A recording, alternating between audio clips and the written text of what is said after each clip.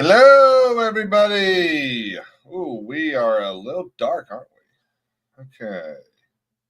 Let's see if we can't fix that. Bring this up a little bit.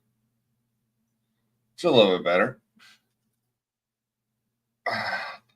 What's up, Jada? What is up, Breezy? Yes, I was late, waiting on a couple people, and just wanted to eat dinner. So shove off.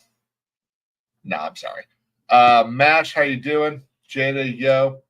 How's everyone doing? Hope y'all are having a good week.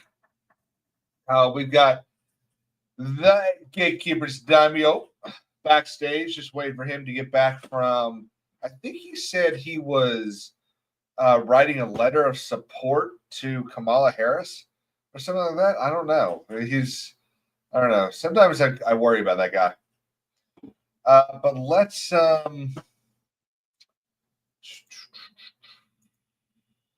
right, exactly, Pilgrim. Late and gay. Which is fun that we could say that again. Let's bring this back up. I don't know why that was so low, but everybody hear me okay? Or am I? It looks like I'm kind of quiet. Maybe I need to get a little closer. Okay. Settings, audio. Yeah, I mean, no, I think that's okay. What do I want to talk about first? So, one of the things I definitely want to talk about. I know, Pilgrim. Remember that was so freaking dumb. I can't believe I did that. One of the things that's probably pissed me off the most in the last, and look who's here. One of the things, it does light up. What? You're alien. Oh yeah, it's just I never put it on because it's blurry. What's up, I do man? see what you mean though. Yeah. Not much, dude. How's your weekend? Weekend? It's only Thursday. Week been. Oh, it's been good. Just work. Been kind of slow at work, but yeah, I haven't really done much, man. Have you been fighting in the have you been like going out to the bars and fighting people? No. Why? You look like you got a little this. Yeah. No, it's some little skin thing. Oh shit! I was really hoping it was going to be your cat. Way to make me feel all self-conscious about my body. Way to body shame me. Shit, man. No, you're good. You're good. I was setting up a joke, and I thought, I feel like a dick now. What's up, Purus? How you doing, man? What's you up, want to talk about someone that clearly doesn't sleep and just puts out video after video after video? Holy crap! Yeah, one would say a little bit too many videos. If you're being an asshole. Say that? Yeah. Only if you're being an asshole. Okay. Yeah. Nah, he does good work. How would you know? You don't watch any of his stuff. Yes, I do. Weren't you telling me that in the backstage? No, I'm kidding. I'm just trying to fuck with you. All right, guys. It's been good. I'm glad I made it back onto this channel. Just to leave. Yeah. Unsubbed. Who cares? It's classic. Love you, man. So one of the things that I think has pissed me off, and I think rightfully has pissed a lot of people off in basically over the last decade, is the continual simplification and oh shit, what's it called? When logos go all plain, what is that called? Minimalization. Yeah. Of logos. And I think one of the reasons we feel that way is because you think back to like the 90s and early 2000s. And I mean, I've got one. Let's see. So think back to one of the more well-known sodas, Sprite. Look at this. Look at the history of the Sprite logo. Should probably do this. Damn, I don't even remember the first two. Oh, well, you weren't alive for these two. You weren't alive for the first three. Neither were you, motherfucker. Yeah, no, I know. But like, look at that 95 to 03. That was like prime Sprite. Oh, thanks, Aliens Conspiracy. Thanks, buddy. And then it just you can kind of see there's still a little bit of like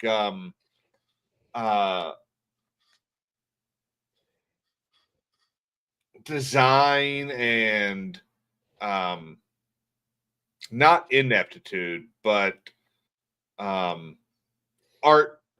artness. I don't really know how to describe it, but soul. Let's call it soul. There's still a little bit of soul in some of these designs, and then you just get to 22, but you see this in all. You think back to of the Pepsi logo, and so what do we end up with?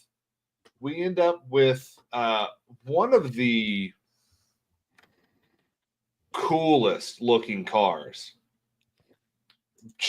or at least the company, just doing dog shit. Look at this shit. This is their new, I don't even want to talk about the commercial right now. This is their new logo from Jaguar. Are you kidding me? Remember in the like 2015 Super Bowl when Jaguar did the "Why are British people always the villains" commercial?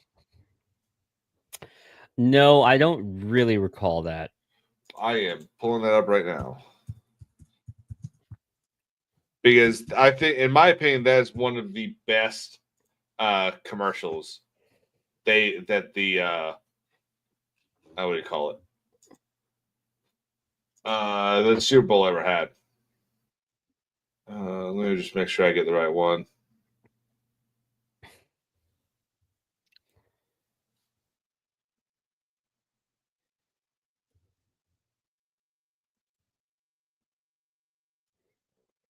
I think this is it.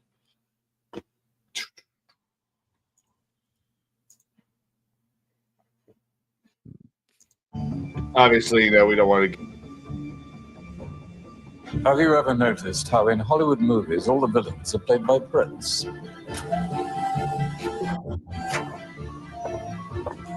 Maybe we just sound right. I mean, they do. Them and Germans. But look at that Jag. Not her. What a beautiful car. Yeah. There's definitely. Did you ever watch what's it called? Top Gear? No. There's a not the biggest gearhead. They've got a beautiful skit about Jaguars. And I may have to play it. We'll get struck by two different people tonight.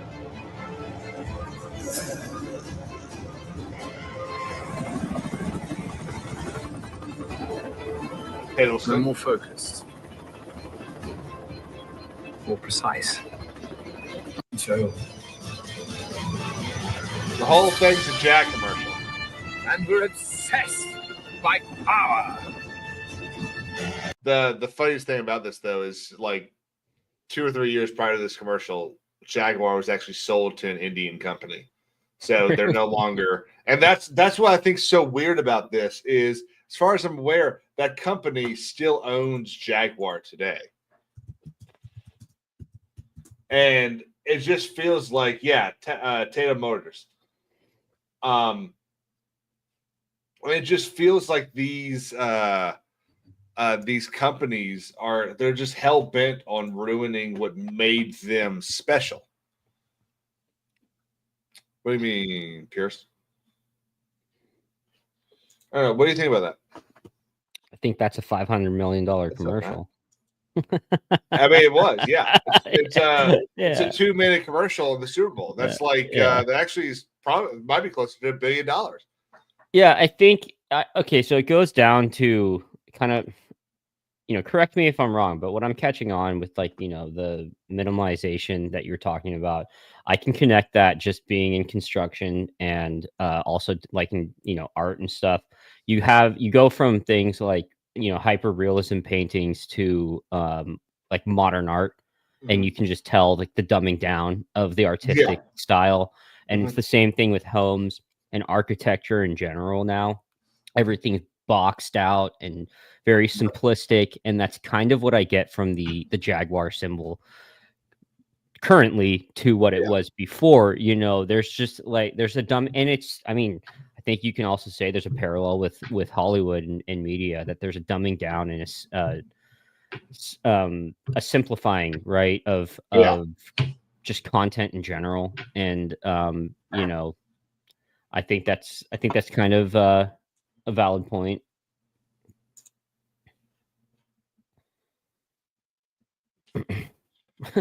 Yeah, I mean, I think one of the things you've got here is you've got these people who end up getting these graphic design jobs, whether they're someone's nephew or daughter or whatever, and they went to the freaking San Francisco School of Art and Design, which pumps out students to take these jobs, and basically it's like, remember all of those memes about bridges built by engineers who took tests during COVID?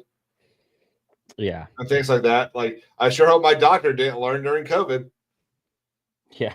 Yeah. So it's a lot like that, where you've got these people who they haven't really earned it. They haven't learned it. They don't understand they don't understand the importance of the art that they supposedly studied. And it's just, I think part of that is because of the history of art as well, because you've got these new schools that would come up every 90 to 110 years that came up simply to like challenge the previous school of art. And it still stayed to like a consistent expertise or ability. But then eventually, you start getting to like 1950s, 1960s pop art, Andy Warhol, all that shit. And it's just not Warhol. Warhol.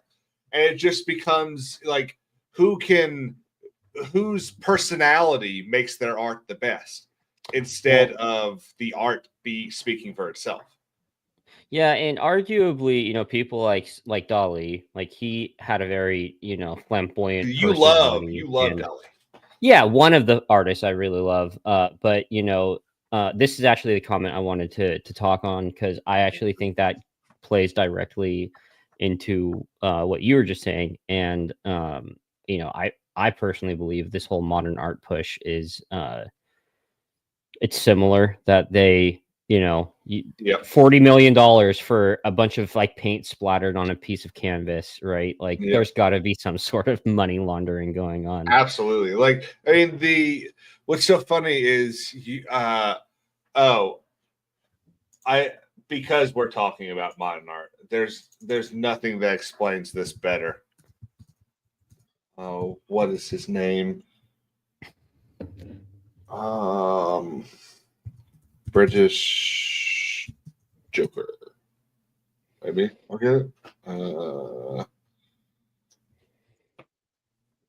There's this panel show over in, there we go. Class Dismissed. It's a panel show over in the UK, hosted by, I used to know this guy's name. I don't know it anymore. But they had a guy called Mickey Flanigan on. Oh, pressed the wrong button. I even looked at the buttons and was like, this press. I still pressed the wrong one. Mickey Flanigan on.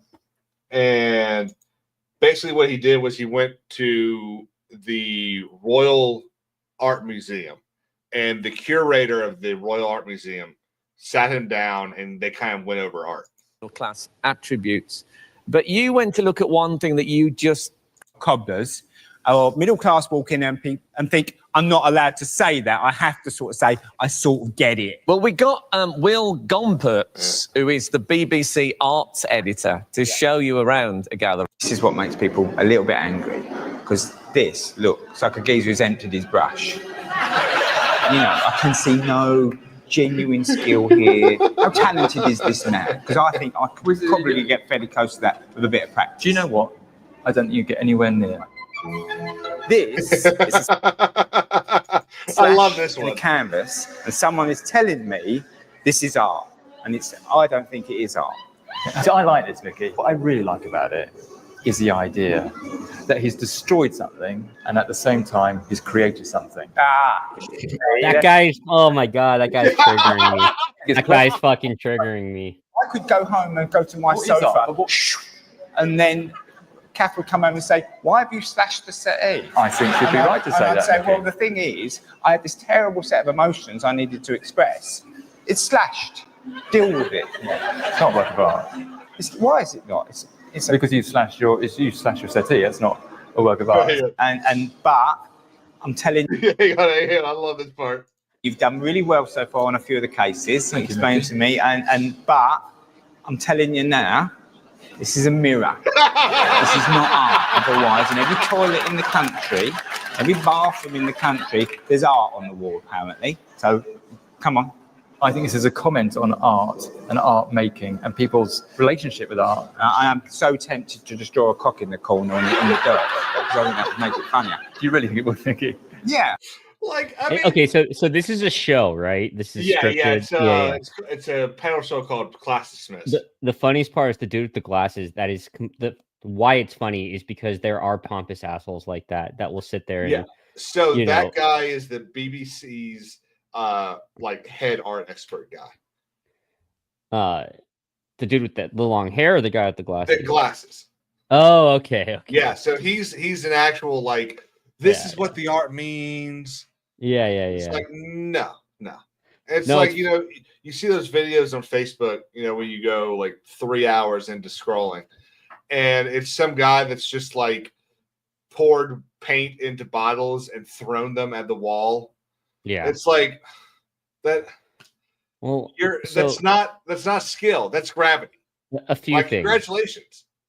A few things. I saw, or when I went to Spain one of the trips I went on, we went to a modern art museum, and one of the things that was like priced at $2 million was a banana peel that was framed in glass.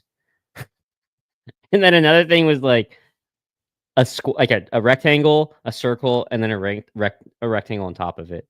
That was also like probably $200,000 if I'm remembering correctly. It's just funny that's why I think there's money laundering behind like modern art. And then, to what you're talking about, the paint splattering, I've seen artists throw paint at a canvas and you're like, great, another modern artist. And then he turns it into like one of the most high definition, impressionistic paintings, right? Of a person or a celebrity. That's how you properly do it. You throw paint at the canvas and then you actually turn that into something that you don't leave it art. sitting there. Yeah, exactly. It's like my mother and my sister went to the Columbia Art Museum, or I think it's called the Modern Art Museum now. And I mean, my mom was there, so this had to be a long time ago. Yeah. Like I tried to pass over that. Like 2009, I think.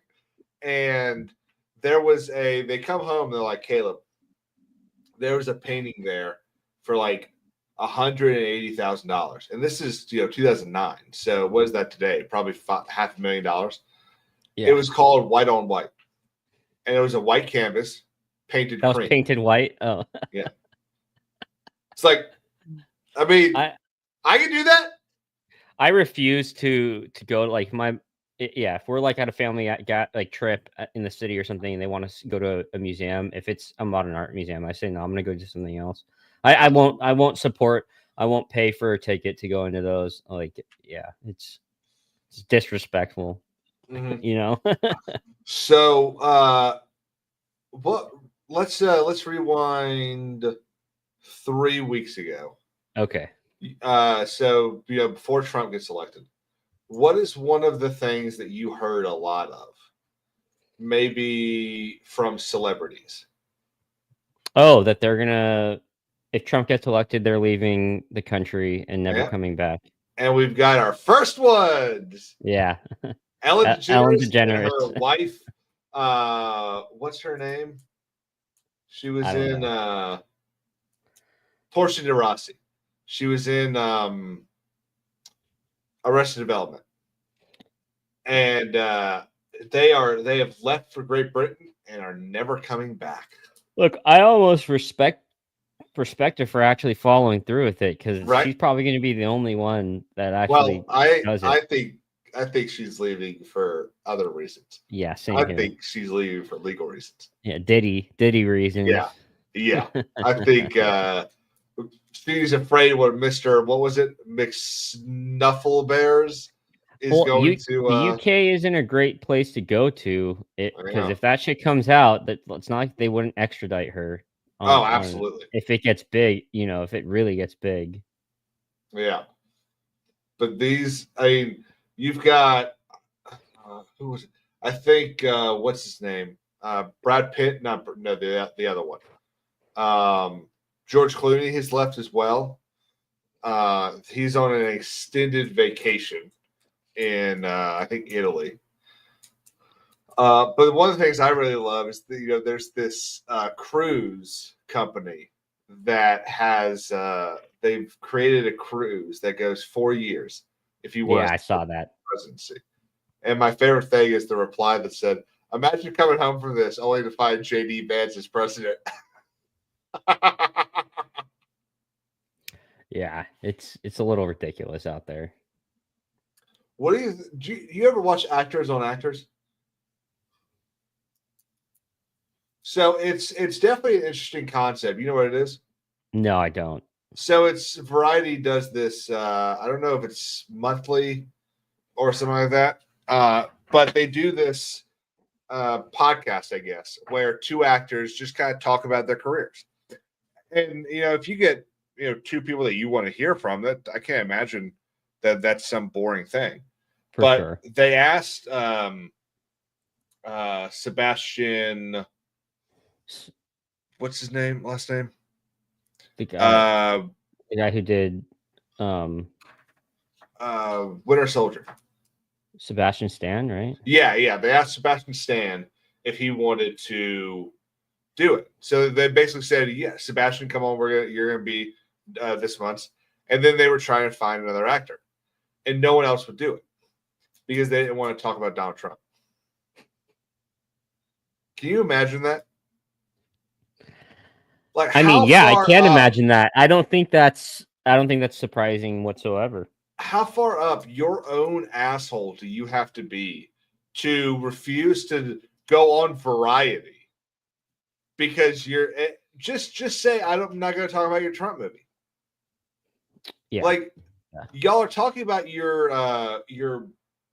careers, not your latest movie. Well, and also, so did that movie come out already, or is it? Yeah, I think it came out.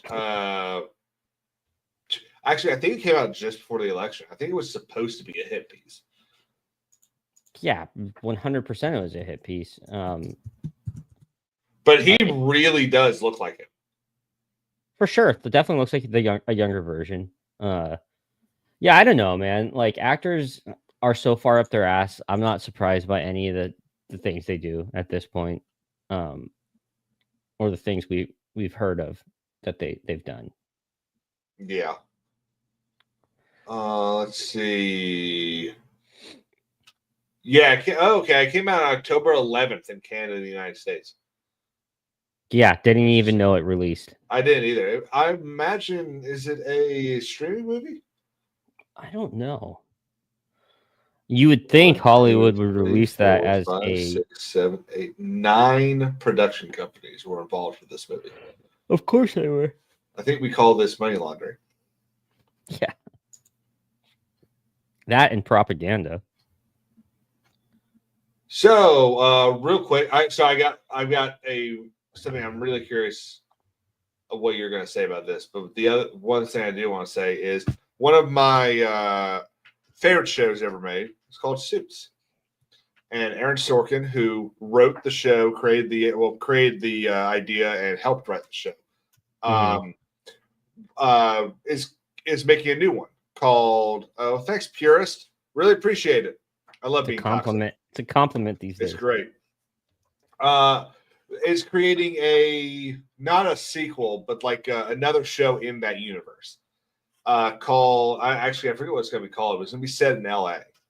And the attorney that's going to follow used to be a federal attorney who is now a private attorney, and it's going to be following like him dealing with shit from his time in the federal prosecutor's office. And Gabriel Macht, who played Harvey Specter in Suits, will be returning for a 3-episode run. And I'm pretty interested in that. I'm curious how they're going to do that. And I wonder if that means we'll see Patrick Adams, who played Mike, come in and guest star on it as well. Mm-hmm. I don't know if you watched it. I imagine you probably didn't. Was it really I probably up gave your alley? it a legitimate shot. I tried to watch a few episodes, or got a few episodes in. I just didn't like the style of the show itself. And what's her name's ass and stuff didn't do it for you? I mean, yeah, that's fine, but there's plenty of that to look at in other shows. Sorry, yeah, man. Felicity. It's not like, I can't really speak much on this upcoming show. I knew you're really into it, so I know I've sent you a few things about like the Suits show in general. But I really can't. She's not. Thank God. Really can't speak on the show itself. So what seems like a lot of people like it. What I really want to hear from you about. Did you hear about CJ Enum or E&M and Warner Brothers? No. Did you watch Parasite? No, I don't believe so. Okay. Warner Brothers has partnered with Korean producer CJ E&M to remake each other's films in their respective languages. CJ E&M is known for films like Memories of Murder, Parasite, Oldboy. Warner Brothers has 12,000 films in its library. So he's going to make a Korean Batman? Each studio will be responsible for the development of their respective remakes, with the other side providing input on creative decisions like the project's writer, director, producer, cast, budget.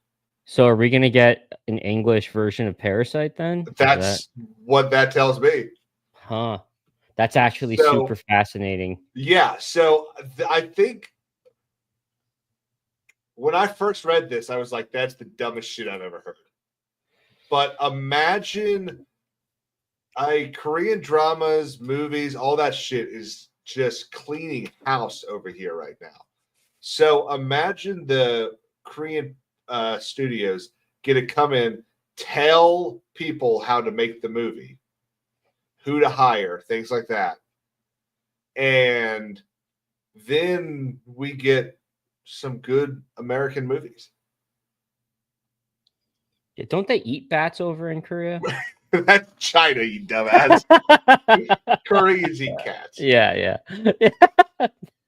They all do, or we all do. So that's what the first thing I thought, Matt Dwayne, is why the hell would you spend $70 million to make a remake of Parasite when you just put fucking English subtitles on there? Yeah, that's a good point, Felicity. Why don't they just maximize their existing library? So I'll give you one idea why. Let's talk about their existing library right now.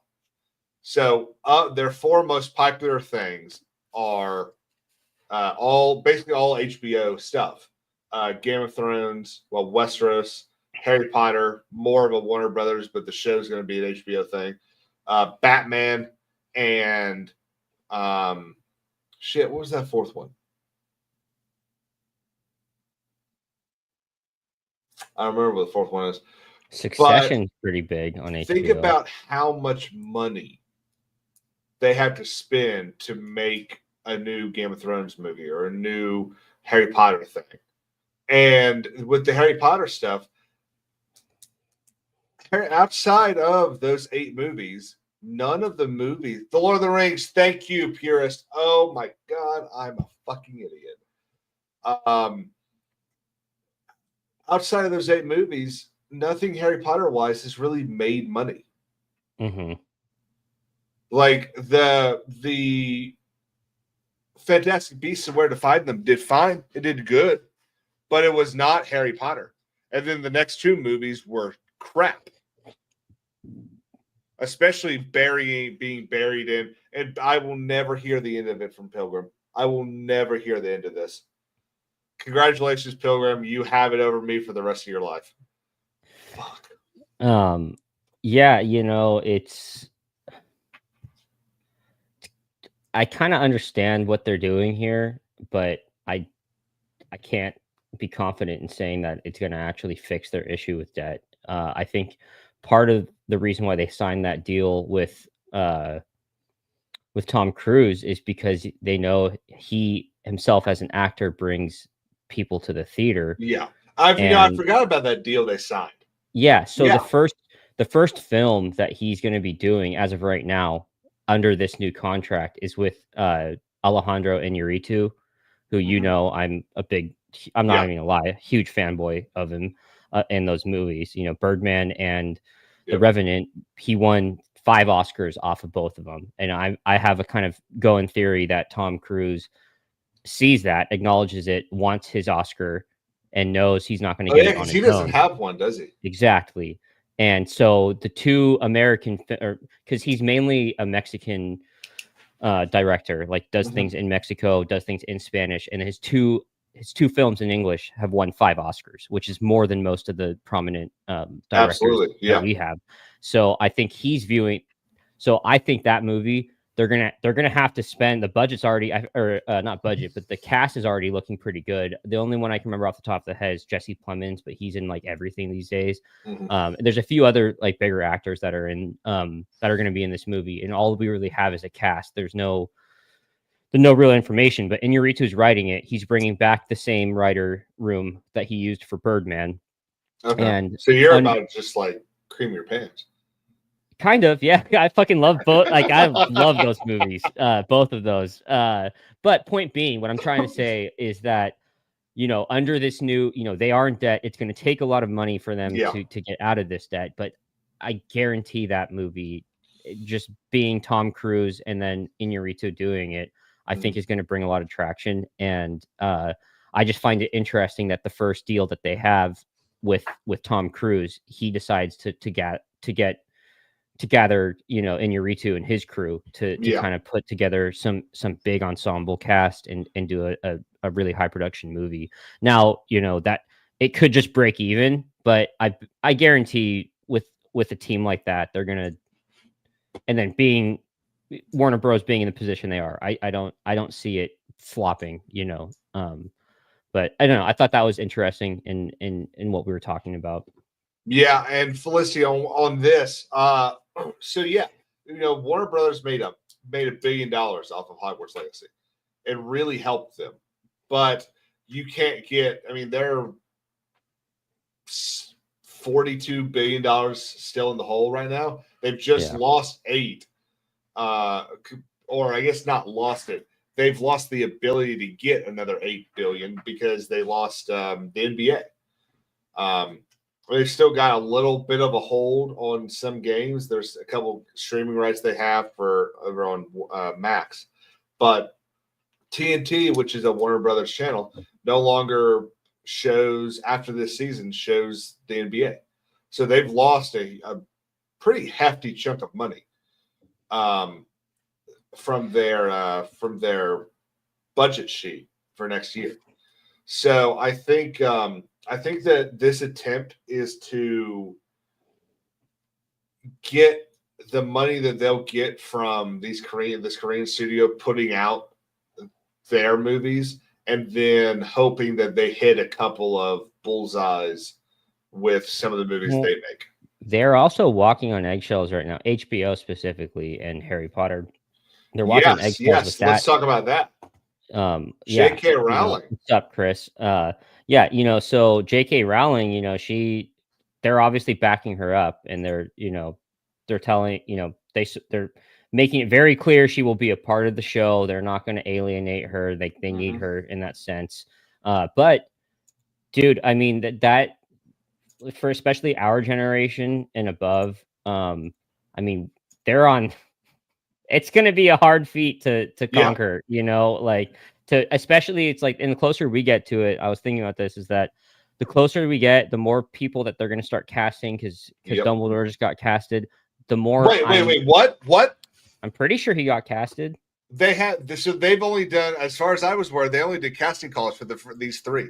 Maybe he got looked at. I saw some stuff about Dumbledore. It's some obviously British dude, but All right, so we've got an exclusive from the 11th on Variety. Mark Rylance is at the top of the casting wish list for new HBO Harry Potter adaptation. So not casting. That was fake news. So yeah, he plays Thomas Cromwell in Wolf Hall. I mean, not a terrible decision. He's got a little bit of that. I don't know if you want to say flamboyance about him. Point being, it's gonna get harder and harder for me, at least, to accept new actors in these roles. People, I mean, obviously the main three, like we're seeing on screen, but like Hagrid. I mean, come on, how are you gonna top that? How are you gonna? Snape is gonna be fucking hard. Gary Oldman. And then do you know? Yeah. So, and what I think will help is if they go and get some of the actors that played some people. Like if you go and get oh, she'll kill me if she's watching. If you go and get Tom Felton, that's his name. I got it. I pulled it out of my ass. If you go and get Tom Felton and get him to play Lucius, I think there's a lot of people that would be okay with that. If you don't know, Tom Felton played Draco. And then you go and get and at some point that could work. That could work. If Gary Oldman played someone, there's a bunch of people Gary Oldman could play. I know. I just wouldn't want to see him as anyone but Sirius. Really, I'd love to see him back. Look, I love Gary Oldman, but like I feel like it would get. I don't mind. Tom Felton playing Draco or Lucius. But that's like the furthest extent I'd go. I think it's, I think you would need new actors. But again, I'm getting work. Like the more we're gonna see about who's casted or who they're looking at, I'm gonna be like, ooh, how is this gonna play out? Again, I'll reiterate in what I said in my video about this. The casting director for the show is the same casting director for Night of the Seven Kingdoms, and they put out the same call that said race does not matter for this character. Yeah, and they still cast someone that should look like that character. So, and we've talked about that specific thing. I think a lot of the times those are PR moves to show that we're still, the little blurb at the bottom is probably a legal thing. But I do think, I think there's a bunch of people that are concerned with the fact that J.K. Rowling did say that Hermione is not necessarily white, that she didn't write her as a white girl. She actually wrote her as a black girl. So I think there's genuine concern there. And it's not because anyone is, black people don't belong in this. No, it's because Hermione Granger, we all grew up watching Harry Potter, and Hermione Granger looked a certain way. I was talking to a friend, and they were saying that you have friends. Yeah, I do actually. But I was talking to them, and they were saying, and they're really into the books, and they're saying that, like, because I haven't finished I mean, I know you've read through all the books. I'm rereading them right now. There's nothing, from what I understand, there's nothing that actually points to JK, to her statement that she wrote her as black. From what I understand, she came out after the books were all out and said, "Oh yeah, I wrote her as black," which to me sounds like virtue signaling. The only characteristic of Hermione Granger given is her hair. That's all they characterize is her hair. They don't characterize her skin color or anything like that. So she could be right. Maybe she did write her as black. But I do agree with you that I think, when she was finishing all this, signaling, when she was finishing all this in 2010, and the movies were finishing up in 12, that she she wanted to wokeify her Yeah, stuff. for So sure. that's why Dumbledore became gay. That's why Hermione became she could be any color. Felicity, that's a great point. I've never met a black girl named Hermione. I've also never met a black girl named Astrid. Oh, now we're getting into How to Train Your No, because Dragon. I don't really care about it. Yeah, I don't either. Yeah. Hey, can I quickly grab a beer? I'll be right back. I don't know, can you? Yeah. Go get your beer. So I think there's a lot of time before anyone really needs to be concerned about the actual casting of the show. I think it's good that it's been shit. When did I put that video out? It's the last one I put out, September 25th. So casting decision or casting call went out in mid-September. It's now 2 months later, and we haven't heard anything. That tells me that they're taking their time. Like I said, the casting of certain characters in Night of the Seven Kingdoms and other HBO productions tells me that they're not above using side characters to check their boxes. Because remember, if all of this is about winning those awards, there's a lot of people that say this whole thing is about winning the awards so that you can claim this, so you can get this money. There's a reason that there's 4 or 5 different ways to check those boxes.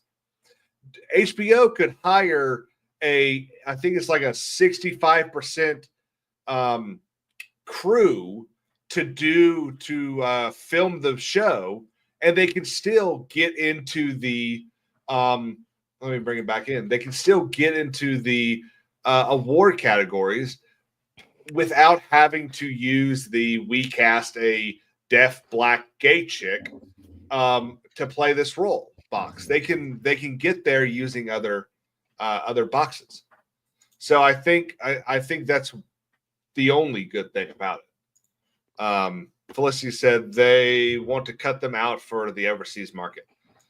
So that's the thing. You cannot cut out Hermione Granger out of Harry Potter. So if they want to have success in China, they're not going to cast a black girl. It's just No, they can cast her. They just have to minimize her on the poster. That's all. You think it's just the poster they'll have to do it on? Or are you making a Star Wars joke? I was making a Star Wars joke. So the no,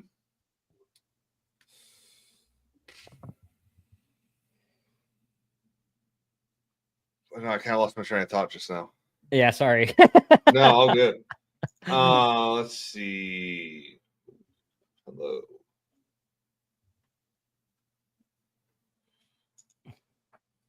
What are their pronouns? That's what really matters. Yeah. What's his name? Dobby's going to be androgynous in this TV show. I mean, Dobby's already kind of androgynous. Yeah, he? exactly. It's kind of a joke.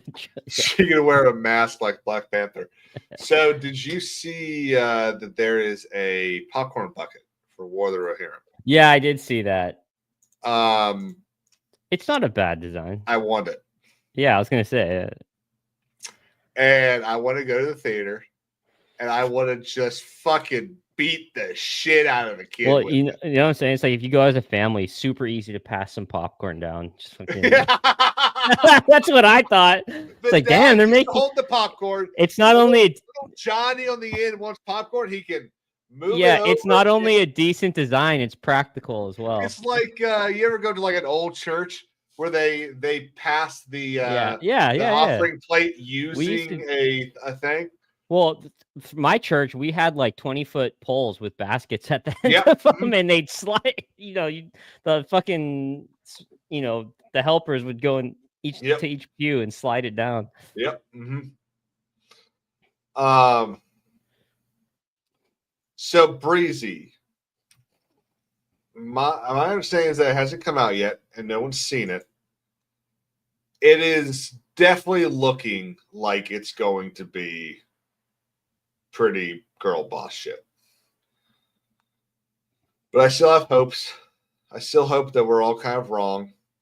That, Boy Hands decided that they were going too far in one direction and they needed to bring it back and make it more about Helm. But that's me kind of. Oh, he got an early. Well, fuck. How Girlboss though? Okay, what FNT? Because I'm gonna have to go watch that one. Shit. Yeah, I mean, dude, I think that these studios have had enough. They've had enough chances to prove us wrong. But this is the annoying thing: is this isn't an American studio? So it's a British studio, right? No, isn't it a Japanese studio? Maybe doing the art. I would argue the ones doing the story are probably not, because the rights are controlled by Warner Bros. Right? Oh, that's good. That's a fair point. Yeah.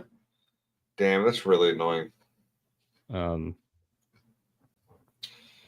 I was kind of trying to push this along to see if Sundowners Club wanted to come on. And let me shoot him a text. It's probably him saying I can't come on at all. Let's see. Well, I can bring up a topic to filibuster for a few minutes. Nice use of the word filibuster. Very good. Go ahead. I'm not a complete idiot. And I know there's a few gaming heads in here. I'm getting real sick and tired of paying close to $100 for games that are fucking broken. And Treyarch and Activision are two studios that are probably the best at it next to Ubisoft. Yeah. Man, and we talked about it a little bit, but I 4 or 5 games this past week that I've been playing online where I win the game for free for all, and then all the XP gets stripped, and the rank I don't really care about, but like it's pretty annoying when you go through murk everyone and then you on your screen in big red letters it says defeat. When the last kill you get, you win. Murk everybody. I don't know if I believe that. I mean, when you have it's first to 30 and when the second place has 16, that's pretty I'd say that's pretty good. I think I'll need to see proof of that. It's not Helldivers, Caleb. I'm gonna tell you right now. I'm pretty decent at this game. I just got 42 kills with a sniper rifle earlier today before the stream. See, that's fucking bullshit. I don't normally brag. Kills with a I'm sniper not. rifle? Yeah, well, it's a marksman's rifle, so it's semi-automatic. You don't have to. It's not bolt action. You can up. It was also on Nuketown, so it's chaos. And as long as you know where people are running from, chaos. No, but I'm not trying to make this a stint about me bragging about how good I am at the game. Really, honestly, it's very annoying to deal with shit like that and glitches. And there's other games too that we've had, and we were kind of talking about this prior. And like a game like Helldivers, where it's half the price, and they're constantly updating it for you. Mm-hmm. I don't care. I'll get annoyed while I'm playing. Like the glitches are annoying. You've heard me. Yeah, I was bragging. I was 100%. Well, that's only also 45 kills with the sniper rifle. You can brag about that. It was 42. Yeah, but 42. You can still brag at 2 grenade kills, but still 40. That's still 40. But I only said that because you started questioning me. But no, like with Helldivers, man, like you've heard me bitch about the glitches in that game, but at least it was half the price, and they're constantly fixing the stuff that we're getting pissed off about.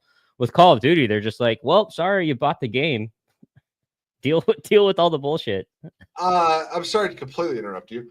Did you watch Tales of a Jedi? No. Oh, I think I did actually. Yeah. Okay, so Purus, you're in here. I'm going to assume you watched it so that you could make fun of it.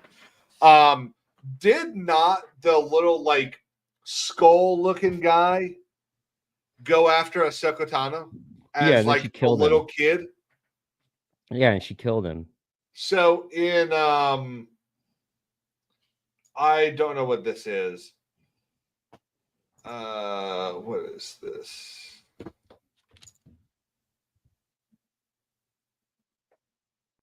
Let's see. I think this is one of those encyclopedias that came out. Sorry, my cat was getting. I figured. I think this is that encyclopedia that came out about Star Wars, about like the history of all that Disney put out. The first brother, one of Darth Vader's Force-attuned Jedi hunters, this Inquisitor is dispatched to follow a tip that a Jedi has appeared in a remote village. He kills almost everyone there and is even ready to attack the Imperial informant, but Ahsoka Tano confronts and defeats him. So this guy's been walking around with the red lightsaber for 15 years. I guess I don't, dude. They're constantly backtracking their shit and fucking up with their lore. I don't even keep track of all the bullshit that they put out. Well, then it doesn't help that they gave this dude the name First Brother. Was he the first Marok? brother? Yeah, apparently. No. Look, once the First Brother, Inquisitor hunting Jedi for the Empire. Oh. Huh. I don't fucking know, dude. What the fuck? Like, how hard is it to control F your fucking encyclopedia? Yeah. Wikipedia. I don't know. That's just pathetic, man. So yeah, back to video games. Look, I 100% agree with you. I think it's, I've spent $50, $60 on 2 Dark Souls games, have put 100 hours into them combined, and have had nothing but fun. Well, I'll take that back. I've had about 90 hours of fun and 10 hours of I'm going to kill the next person I see. Which is why I haven't touched Dark Souls. Yeah. But for anyone to watch it, Dark Souls 3 starts next week. Be there. Man, you've been making me want to try the games out. Dude, they're so much fun. I was having fun with Elden Ring. I just again, I don't like sitting there wanting to rip my hair out while I play a game, Well, and I mean, your build really determines right, but you really have determines like how you enjoy, how much you enjoy it to begin with. Breezy's is kind of true. Like, there is an aspect of that. Like, I don't want to sit there and be angry. I'm not going to spend money on a game and time just to fucking get mad at myself. How's Call of Duty going? In what sense? Nope. Getting angry. I mean, I'll get angry at like a game, but okay, I get pissed that I see the word defeat, but I know I won inside, so I'm like, haha, fuckers. But like, it's bullshit that my XP doesn't get rewarded. No, I'll eventually do it. Like I said, like I was doing pretty well with Elden Ring, but like, I don't know. I don't want to sit there honestly and just fucking die 10 times over and over and over again all the time. Mm-hmm. So, Taylor Sheridan. Yeah, man. Kind of dropped the ball and then also got a big win. Let's start with Landman. All right. Yeah, let's do it. Because Sean's going to be here in a little bit. I want to hear what he has to say about.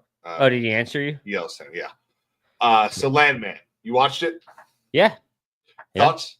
Really enjoyed it. I actually think that he has the potential with this show to maybe even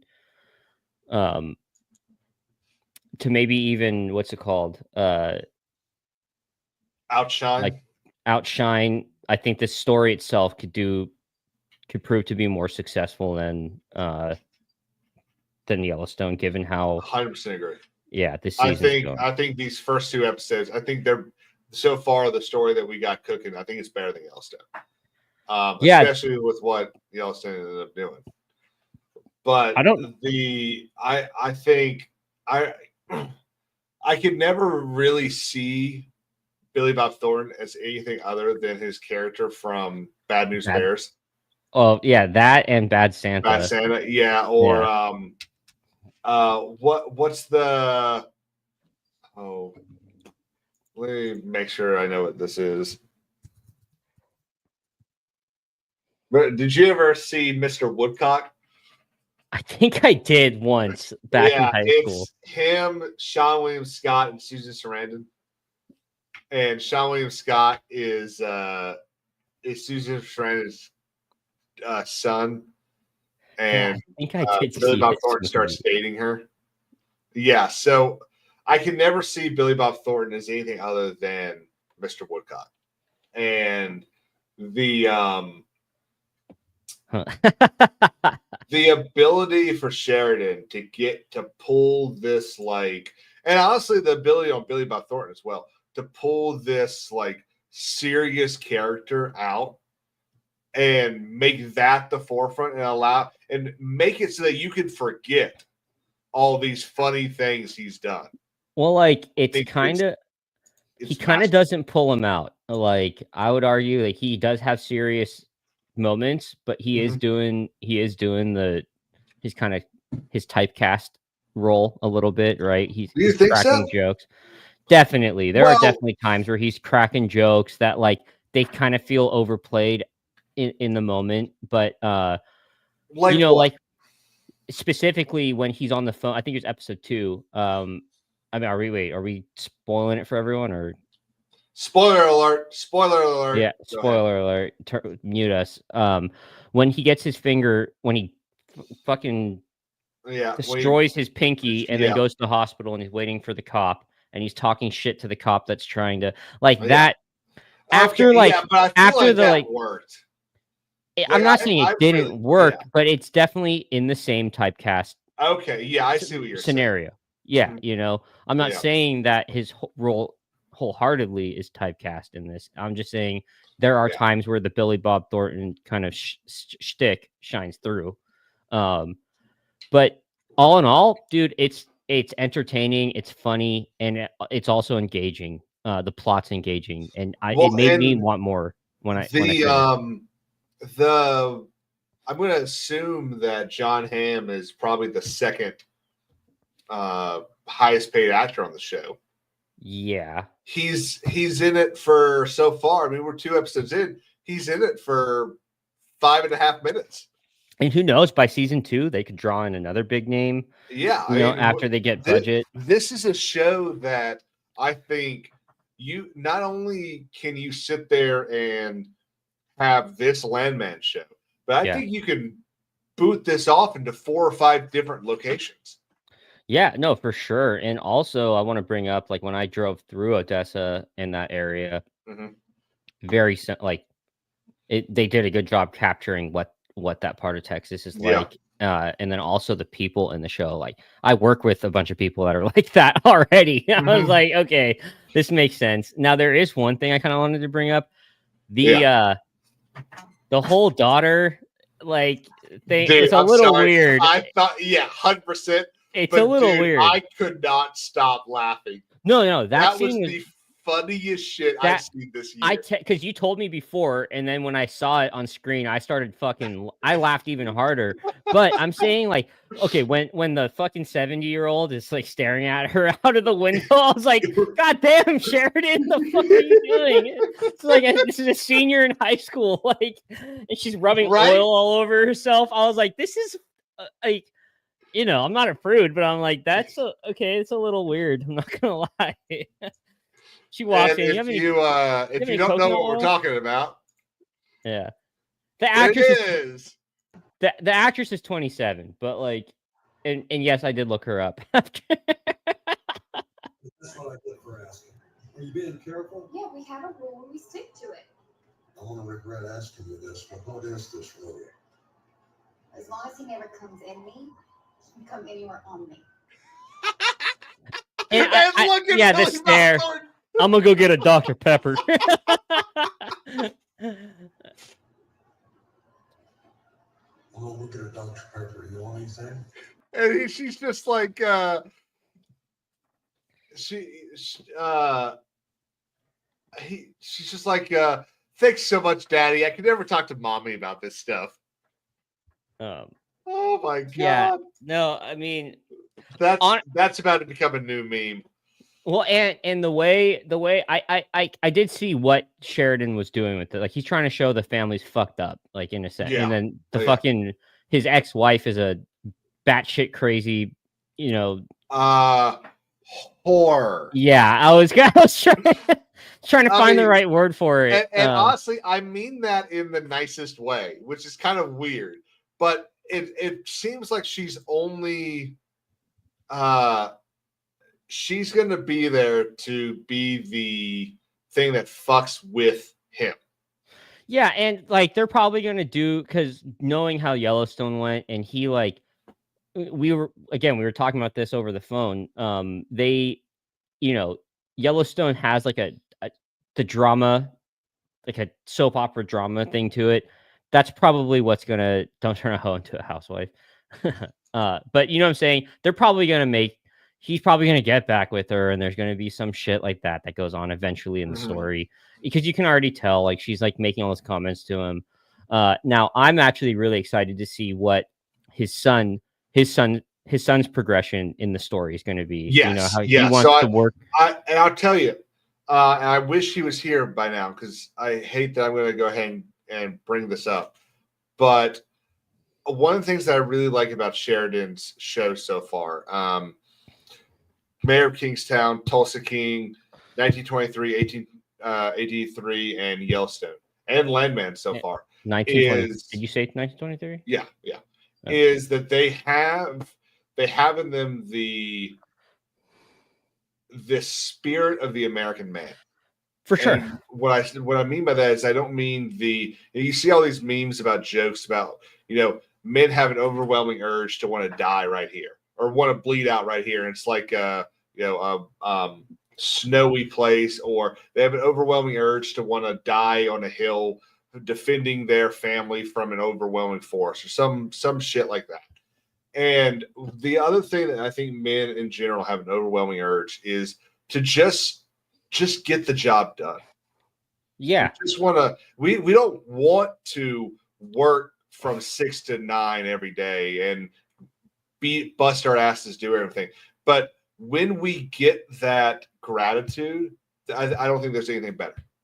Well, and as men, you want to feel fulfilled with your life when you're done, and I think that, and the ambition is kind of what pushes you to want more. And I have never worked in an oil field, but it's still a trade, and he does a good job of representing the kind of father-son aspect. And yes, absolutely, the father is saying, trying to get him out of working the oil field for a second, or just trying to be realistic, and the kid's like, I want to work from the ground up.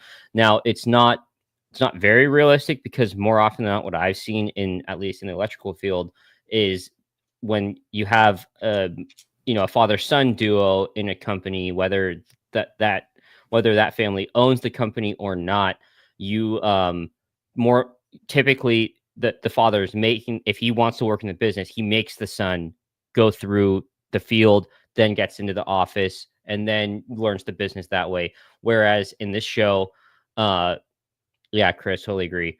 In this show, the kid is the one with the ambition and trying to fight his father, which is still a good dynamic. But I don't think it's as realistic as it is in real life. But I still appreciate the fact that they're showing that this is how it's something that we all want in real life. See. Yeah, we want to see the kids of this generation take the step forward and start being better. Yeah, and it's relatable. We've seen that a couple times in Yellowstone. We got to see it with Jimmy. We got to see it a little bit with Rip, because we get to see what Rip used to be like as a little kid. And then we get to see it with the boy, Carter, as he's grown up, kind of stopped being this little pouty baby. And I'm going to bring up, just to reinforce it, John Dutton in season 1, when he's talking to Lee, and they're arguing about running the ranch, and Lee makes a comment like, what do you think I'm doing? I'm running the ranch right now. And John Dutton goes, no, you're working the ranch. Like, you need, and the fact that you're 40 years old and you don't understand the difference between working it and running it, that line hits home, because there is a difference. And for me, it's like 5 years ago when I was working in the field, and then to now where I'm helping on the design side, and going from, literally starting out with running wire and learning how that works and understanding the just basic principles of electricity, to now being in a position where you can actually design certain builds. that I appreciate seeing roles like his son in Landman, where he's doing the same thing. Again, to a man, it's relatable, you know. Mhm. So again, Absolutely. that's just something I wanted to kind of highlight because I think his character is going to go far, and Oh yeah, definitely. knowing Sheridan, something tragic's probably going to happen to him at some point. Well, and you so know? that's something I want to talk about. I would really enjoy it if Taylor Sheridan would stop killing people that I Yeah. like in the first fucking episode. The first Taylor Sheridan thing I watched Yeah. was Yellowstone. And Lee, my favorite character in that Yeah, episode, yeah. dies in the first fucking Yeah. episode. Second thing is fucking Mayor of Kingstown. The dude from I couldn't Friday get Night into that Lights one. dies in the first episode. In this one, you've got a family that is fucking hilarious. Well, and that Mexican dude who's in everything, I forget his name. He's one of the ones that blows up. Yeah, I want to say it's Miguel something, but that's I think it's Juan. I don't think it's Juan. Juan Gonzalez. Fucking yeah, hell, Juan Gonzalez Martinez. You know, you said that Martinez way too well. We're all wrong. It's Michael Pena. Yeah, Michael Pena. Anyway, I'm surprised he got Michael Pena. Okay, two things. I'm surprised Michael Pena agreed to it, and then I'm surprised that Sheridan had him come in just for fucking one episode to blow up. I'm really hoping that they just haven't found him yet, and he's like, bro, did you not see the? No, I saw.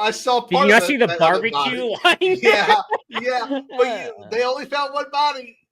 I mean, I guess sure. I just, dude, the three of them. That truck was because I've been in that truck before.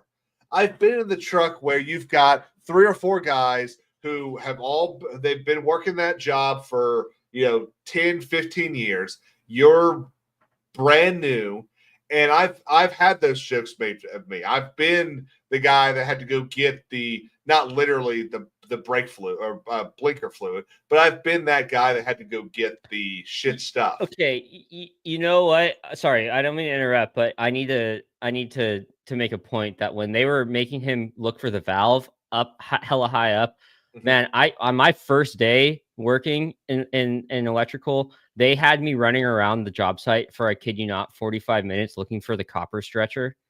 And yeah, as you can, it's a metal. It doesn't stretch like that. It never like they just had. I mean, come on, dude. Early 20s, you're fresh. You want to you want to work hard. They know it. They take advantage of it. They don't have shit for you to do at that time, so they just go look for that. Or there's a couple other ones I've heard too. But like when they were doing that to him, I couldn't help but like smile and laugh. And again, it's relatable. And I was like, absolutely. I'm already liking this show. Like, but it was funny, man. And like you said, because you were kind of talking about how they send you the truck to look for this thing. Yeah. Now, I've never had someone fucking die on a job that I've been working on. That's obviously it's a show, but yeah, man, all in all, and again, we didn't call it out, but yeah, that's a big spoiler. No, but it's great. It's a good show, man. I'm really excited for where this goes. And welcome to the show, the Sundowners Club. Oh, there he is. What's up, buddy? Hey, guys. How you doing? Good. Where y'all at? So we just kind of finished talking about Landman, but I want to hear your thoughts. What did you think of the first 2 episodes? Landman? Yeah. I liked it. It's similar to Tulsa King with the humor, but the story is better than Tulsa King. Do you think the story's got a chance to be better than Yellowstone?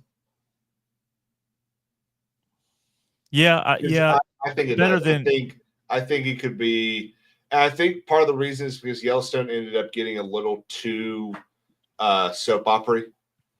I think if they had stuck to more of the cowboy stuff, it would have been a little more grounded. But this feels like, I mean, oil. There's so much money in oil that I think you've got the opportunity to throw some of that soap opera stuff in there, and it still feel kind of legit. Whereas with farming, I just don't think I don't think there's enough there. Or ranching, I should say. Yeah.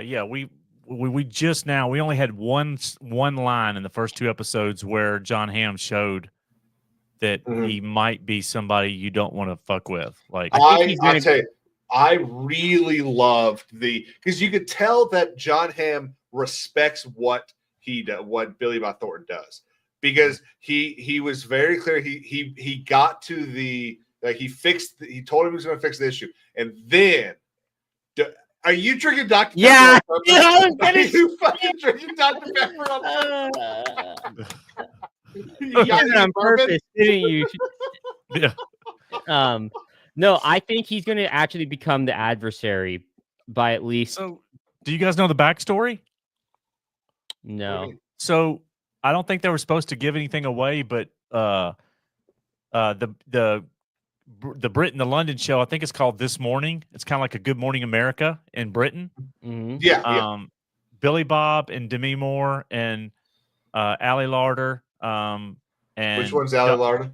She's the ex-wife. She played in Heroes. Okay. Remember the TV show Heroes? Yeah. She had the ice powers. Yeah. And then John Hamm, they were on there, and Billy Bob talks about either him or John Hamm, one of the two of them said that these guys were like really close when they were younger, and one made a few business decisions and it worked out for him, and the other went another direction. So, well, you kind of get that from the conversation that he and his son have, because the son of a worker doesn't aspire to be run an oil company. So there's definitely something there. And he says, if I'm going to do it one day, own it, I need to learn everything about it. So they kind of gave that away. Talks about burning out. Well, and not only that, I could see where eventually if he's, because I think John Hamm's being set up as an adversary at some point to Billy Bob Thornton's character, and I could see his son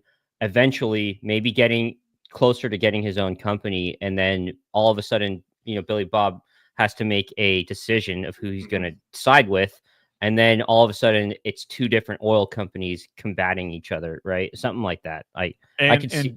And don't sleep on Demi Moore. They didn't bring her in as window dressing. Eventually, her character is going to get very involved in the power struggle. Mm-hmm. Yeah. But I was telling Daimio, I think it's so interesting that you've got John Hamm, who, in my assumptions, probably number 2 on the billing list, behind Billy Bob. Oh yeah, Billy Bob Thornton's one of the great actors of the last 30 years. And we had John Hamm on that show on 2 episodes for 5 minutes. Do you guys remember? Y'all may have been really young, maybe little kids when this happened, because it's probably been 25 years ago. But Billy Bob, once upon a time, was the hot. He was the who's the guy from Lincoln? Your favorite actor ever, Daimio? Daniel Day-Lewis. Daniel Day-Lewis. He's not my favorite, but I like him. He was Daniel Day-Lewis of the late 80s and early 90s. Well, so, remember the interview at I think it was Master Commander. What's your favorite thing you've ever done? Well, I probably just did it about 5 minutes in the back of the car. Well, he was dating Angelina Jolie back in the day, and there's an interview on the red carpet where he's trying to answer questions, and she's just sucking on his neck, and he is so cat cool. Yeah, he's like, oh right, he's like, yeah, one of the things about these projects, and she's just like, just hanging on him, and you're like, yeah, it's hilarious. Billy Bob is super cool, man, and. But I was telling Daimio, it's hard even in that episode, because he's only in one episode of 1883. Yeah, but it's hard seeing Billy Bob in anything and not see his character in Bad Santa or Mr. Woodcock and Tombstone. Bad News Bears. Dude, I don't even. So I've seen Tombstone, obviously. Obviously, I've seen, but I don't even remember him in Tombstone. Where he basically he's the dealer. He's the blackjack dealer, or he's the dealer, and he's robbing the bar. He's robbing. He's scaring everybody. And Wyatt Earp comes in there and he slaps the shit out of him. He's like, "You could have when he's like, "Are you gonna skin that smoke wagon, or you just sit there and bleed?" He smacks the dude. It's one of the best scenes in the movie. He's good in Armageddon. Armageddon's a shitty movie. And it's he's only great in good because it was Billy Bob Thornton. Dude, Only with Billy Bob Thornton could you believe that NASA would train oil riggers to be the astronauts. dumbest premise of a movie in history of film. Who was the director? Who was it? It wasn't Michael Bay, was it? No, I don't think so. I didn't realize he was in 1883. Yeah, he played a marshal. Yeah, I didn't capture that. Yeah. No, it was Michael Bay. Yeah. He is made up to hell. He's got all sorts of makeup on. He's got like extra facial hair. Right. You know what I loved about Landman though, and Damio's going to he's getting a taste of this right now, and as he moves around several hundred miles from where he lives over the next 3 to 5 years, because Texas, it'd take you 20 years to see all of Texas. I loved how they went to the high school football game, and they're in the little. They have the Hispanic community who's like got the little trailer homes, and they're grilling out in front of the trailer homes, and you got the honky tonks, and like you got a sense of like the roughneck side of Odessa, and then you had Midland, and you cut to where John Hamm, Demi Moore's swimming in the pool, and he lands on the plane. Like I love how you got a sense of the sense of the size. Yeah. Well, we did kind of touch on that. Like when I drove through Odessa, I said like they've captured pretty much how it looks, at least from my perspective of being there once. Well, that was more for Sean. So he's probably getting ready to show us something from some old movie that he has. Yeah. Right. But the hang on. Chris. I swear to God, say another disparaging word about Armageddon. Red hot all-star cast, groundbreaking story, top-notch special effects. It gave you everything you could want as a moviegoer. You know what? You're not wrong. Now, every single time someone mentions Armageddon, I have to think about it for a second. Because the first time I saw it on VHS copy from our local library. So my brother has long loved movies and absolutely obsessed. Like he used to own probably 5,000 movies. And we went to the local library this probably Friday or Saturday morning to rent some things. I'm sure I rented a book and a movie. Well, he rented 3 movies. And one of them was Armageddon. Or as he called it, Armageddon. And so all I can ever remember when I hear that is my brother going, I just got the movie Armageddon. I'm like, the fuck is Armageddon? I got Agamemnon. So, Sundowners, we are now 2 episodes into Landman and 2 episodes into the rest of season 5 of Yellowstone. Yep. And I think Landman is kicking Yellowstone's ass. Look, when I started my channel, we were covering Yellowstone and 1923, and and I loved all of it.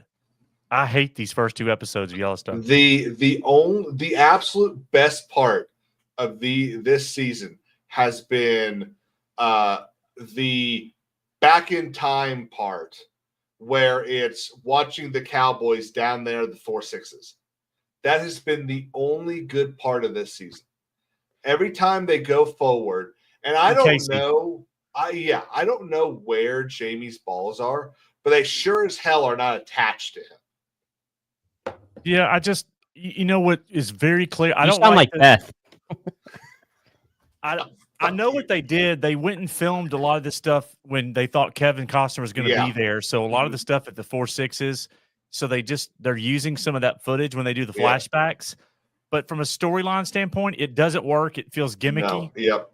And what is very apparent to me, first 2 episodes, these actors, while they're very complimentary, they cannot carry this series Yeah. without Kevin Costner.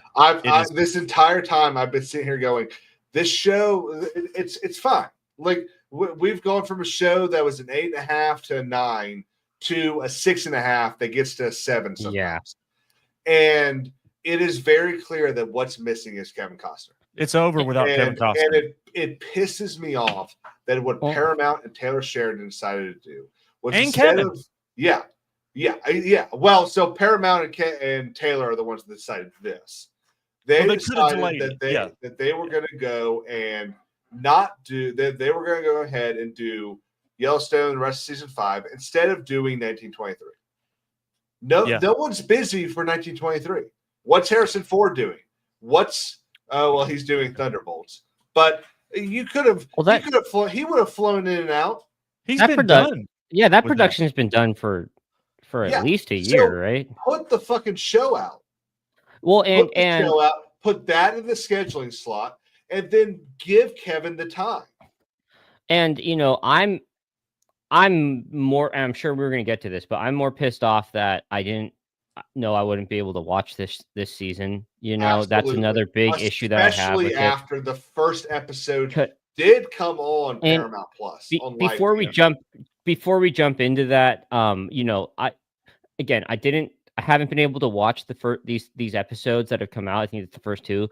But based off of what you guys have told me, and just knowing Costner's not there, this whole show has been, what I loved about it is like it's an opposite of the of what every other bullshit we've gotten, where this centers around a patriarch, right? Where you've got the head of a family.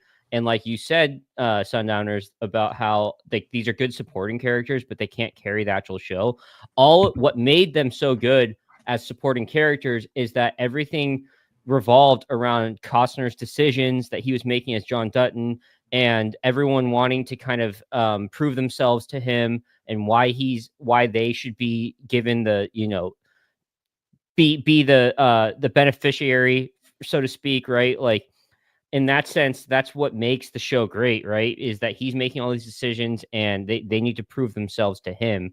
And without him, what do you have? That's what the brand is. The brand is you get that when you prove yourself. Exactly. And that's a common theme across all of his work. Well, specifically with the Yellowstone, universe, right? The 1883, 1923, you have the head of a household, and it's the people within the family doing what they need to do to protect the ranch and all that other stuff. And we got a very small microcosm of that in this week or last week's episode, I guess. With did you just throw your cat? Yeah, he keeps climbing on shit. When Casey took what's his son's name? Oh, Tate. Tate, yeah. Casey took Tate for a walk. He said, we're going to go for a walk. And he basically says, I never asked you, what do you want to do when you grow up? And it was Tate basically saying, I want to be your dad. I want to do what Kevin did. And there's kind of a little thing where it kind of sounds like, maybe they're going to do it on a smaller scale or something like that. But that's what this whole thing has been about, is passing the ranch on. The reason Lee's death hits Kevin Costner so hard is because it is the person that he was passing the ranch on to leaving. And now he's got to do it again. Now he's got to find someone that one of his kids, one who's a lawyer, one who hasn't talked to him in 6 years, and one who's a girl that doesn't really love her. I don't care what you say, Sundowners, Beth does not love her father. She loves herself. She's a horrible character. Yeah, Beth she's a horrible loves character, a herself horrible person. And is longing for her father to say, I love you, I forgive you for killing my wife. Yeah, that really is it. Because it was Beth's fault, because Beth couldn't control her horse. But also, 5 feet, I feel like your head should have been a little stronger. 5 feet? Come on, lady. Yeah. They screwed up. Well, they can't get to the end of Yellow. Now the other shows I'm cool with, but with this one with Costner, I don't want to see a new show with Casey, Beth, and Rip and like. Season 6 does not work. I don't know how they're gonna. I don't know how they've convinced Paramount to do this. I don't know how they're gonna convince people to watch this after this half of the season. Well, they're going right now. Paramount's going all in on like Tulsa King. He's finalizing a deal for 2 more seasons. Yep. What I don't understand is especially after, and I'm hoping this happens, but especially after Costner exiting, I hope there's a chance of a revival for 1883 and that they kind of continue that. I'd love to see something like that. I want to. I agree. I don't think so. I'd love to see it. I think the second best casting job, and I cannot believe I'm saying this, but I think the second best casting job Taylor Sheridan did was casting a fucking country music star as James Dutton. He did so fucking well too. I don't listen to his music, but he did so fucking good. Job. But you know what though? Tim McGraw has been acting for a long time. Yeah. I mean, he was in. He was ready for that role. Well, Blindside. Yeah, but none of his roles have been like mid. I'm not saying that I think it's going to happen, but like, I would rather rather than a season 6, rather than a season 6, I'd like to see Tim McGraw step back into the role of James Dutton. I mean, absolutely. Dude, he fucking killed it. Badass, like everything you wanted to see. And honestly, he carried an emotional range, really well. Really Tim well. McGraw did an incredible job in that role. Yeah. I really wish we were going to get another season. Well, man, and when he lays his daughter to rest at the tree, the first Dutton to be buried on the land, man, I just got shivered. Like that scene was so well done. Yeah. And the whole we'll keep going until we find a place you want to sleep. Yeah, exactly. Oh my god, we'll choose it. We'll choose a spot together, and such a good nod to. It's such a good nod to Yellowstone. When he does that with Lee, it's such a good nod. I don't have anything as cool as electric music with Rose Tico behind, but freaking Drunk 3PO comes in, tells me to make a new channel, and then gives 10 King's Advisors memberships. All I got is this.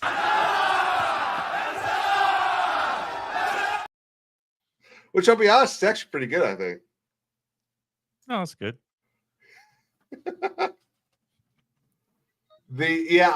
I'm just so disappointed in this was Paramount's flagship program. Everything they've done that's been a success has been because this was a success. And they just freaking threw it out with the garbage. Listen, nobody's ever accused Paramount of being a well-run business. Yeah, right.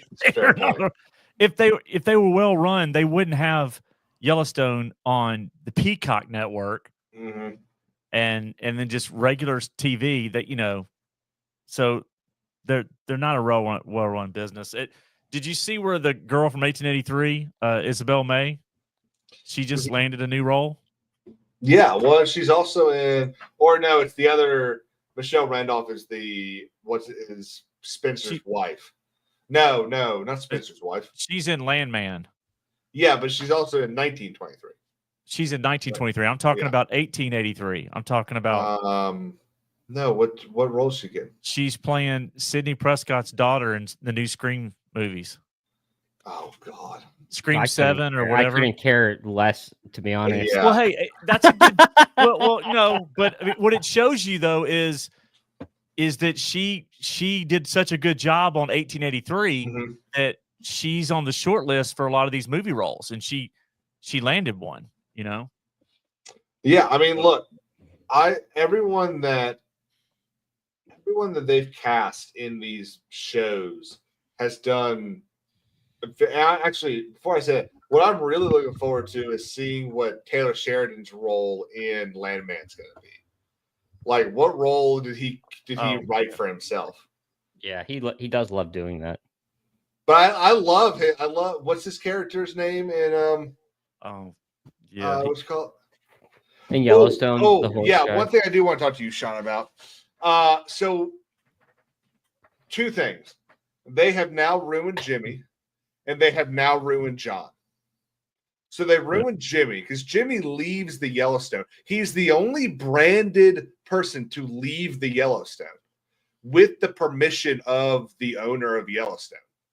He leaves the Yellowstone because he's grown up. He's done the job. John has done the job, has completed the promise that he made to Jimmy's grandfather. And Jimmy has now left. He's going to go get married, and he's going to become a man. He's become a cowboy. Hang on one second, Damian. And we get this really cool moment where you get at the beginning of, or I guess technically near the middle of the first episode of this season. The Cowboys get down there, and Jimmy's one of the 4-6s guys watching over their cows, waiting for them. And they're kind of razzing him a little bit over there on the sidelines. And sometimes you and I were talking about the need for Jimmy to be not made fun of because this is his ranch. It's not their ranch. It's his ranch. Right. And I went beyond that. I was like, it's not only that, but it's I disagreed on that. I said that I think the jokes are okay because they knew him before. These are people that know him. But the problem is that you have this dumb joke that they put on Jimmy where he's over there talking to all his friends. The main guy leaves, and Rip has to tell Jimmy that his ride's leaving. And then Jimmy says something like, no, I don't have the day off. But Travis fires me 4 times a week. It's like, no, you're beyond that. You've grown beyond that. What that line tells us is you are no longer you have digressed. You've stopped making the progress that you were making. And that really pissed me off. But what pissed me off more was what Beth did with what was Piper Parabo's Costner's girlfriend, the climate activist. Yeah. What was her? So this whole couple of first episodes is a big mess from a writing standpoint. And I know that they were scrambling because Costner left or they couldn't work it out. But that's an example of last season, they built up this tension between her and Beth. And then towards the end of the season, they got into a fight and they beat the hell out of each other. And they met up, or they kind of had respect for each other. And they got to this place, and then all of a sudden, she says, "Hey, get the F out of the house." But not only that, it didn't work. She makes her father a felon. Yeah. She tells him that he was fucking kidnapping her. That she was never under house arrest, that she was always free to go, and he was lying to her the entire time. They're just punching scenes together, and they didn't do this for 5 seasons, and now all of a sudden they did. I'll give you a prime example, which makes no sense. And Taylor Sheridan is too good of a writer. This tells you how much chaos must have been going on behind the scenes to get this show out. Is Lloyd. Lloyd is at the Dutton Ranch. Summer. He didn't go to the 4-6s, right? Right. He's at the Dutton Ranch. He stayed behind. He has grown up on that ranch. He's been with John Dutton his whole life. Yeah. Okay. And Rip shows up and he goes, "Is it true what's in the news?" Like, what are you talking about? Exactly. You're right. Lloyd, don't know John Dutton? Lloyd would have been at the governor's mansion and trying to find someone and kill him. Lloyd wouldn't have been standing around roping horses going, "Hey, Rip, well, we just have to work. Is it true what's in the news?" Like, what the hell? Like, that makes no sense. Like, he's based off of everything you guys have told me about, it really does sound like this show could have been in the high 8s just in terms of television, and then after everything that's happened with Costner leaving, and like I to me this sounds like shit. It might be a little What bit they better, should but have done, that first Not good. episode should have been all about the Cowboys in Texas. It should have started. You could have some phone call between Beth and Rip. You could have that moment where Rip tells Ryan that he's in charge and runs off, and that like starts the episode or ends the episode. And you can do your whole little thing that they did in every single episode of Breaking Bad. Yeah. But to have the show begin with Kevin Costner killing himself is off bullshit. screen. Off screen too, yeah. And that's the biggest issue. They shouldn't have killed him off. Like they should have had him. It should have been left open ended. Like you don't know where he is. What's annoying is Kevin Costner went to the set 3 times during their filming. You're telling me they couldn't pop him in and say, okay, look, here we need Kevin, we need you to come in. If you can sit down, give us a week, we can film about 30 minutes of scenes, and you're not going to have a lot of dialogue. It's not going to take a lot to learn, but we need to do your character right. There's stuff that we need to put in this season so that you don't have a bad character. That shows to me the lack of care that Sheridan had with this show at this point. And he talked about it on Rogan when he went on a few years ago. He kind of pissed on the show. He goes, yeah. Yellowstone's just kind of like there's not real plot to it. There's no plot. Care. He don't care. Which is he totally shit on it. Yeah, it's kind of like you're kind of shitting on it is the thing that's got allowed you to buy the largest ranch in the planet. Well, not only that, it's what got his name to be a household name, right? Like that's the show that got him there. I believe he's the single largest landowner besides the United States government in the United States. Like he's the single biggest. Bill Gates might still be the number one. Yeah, if he keeps buying up farmland everywhere. I'm talking about individual. Yeah. Definitely. Yeah. And what's so annoying is there's still a really good moment in this second episode where Beth gets pulled over by a cop because she's going like 120 down the interstate in Odessa. And she tells she thinks it's going to be a guy, so she pulls the dress down, hikes the skirt up. That's a and good the female, scene. Yeah, and the female cop's just like, okay, both missiles and the shield, okay. And she finds out, she mentions that she's going to see her husband on the 6s, and the cop completely changes her demeanor.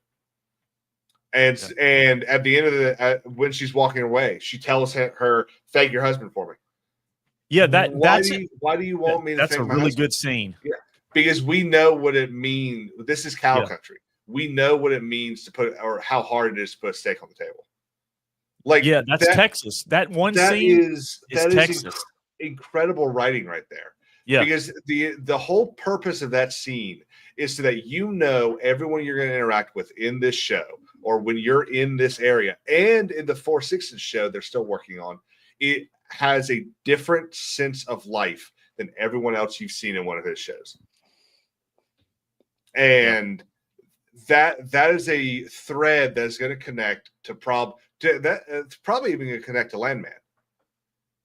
Well, Billy Bob also made a point of saying when they were doing that interview, the UK interview. Oh, yeah. And I don't know if Sheridan's doing this with his other shows. I think he does.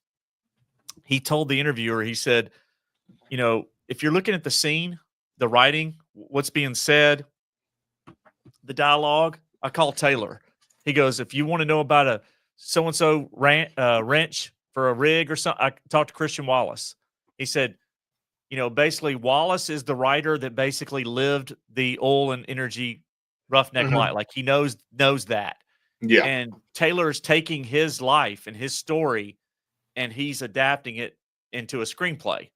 And so it was interesting that Billy Bob said, if I want to know about something having to do with, the real life part of what my character's doing or the reality of this, I call him. If I want to learn about the dialogue on the page, the scene, I call Taylor.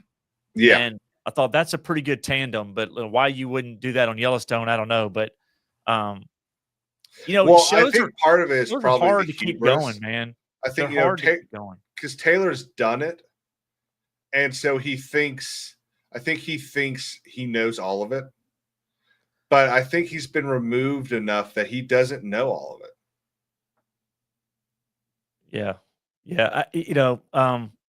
The shows are hard, man. I mean, he should have, him and Costner, and then they should have had some sort of agreement on Yellowstone.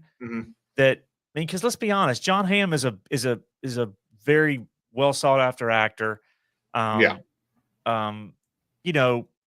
as much for movies, although he's in them.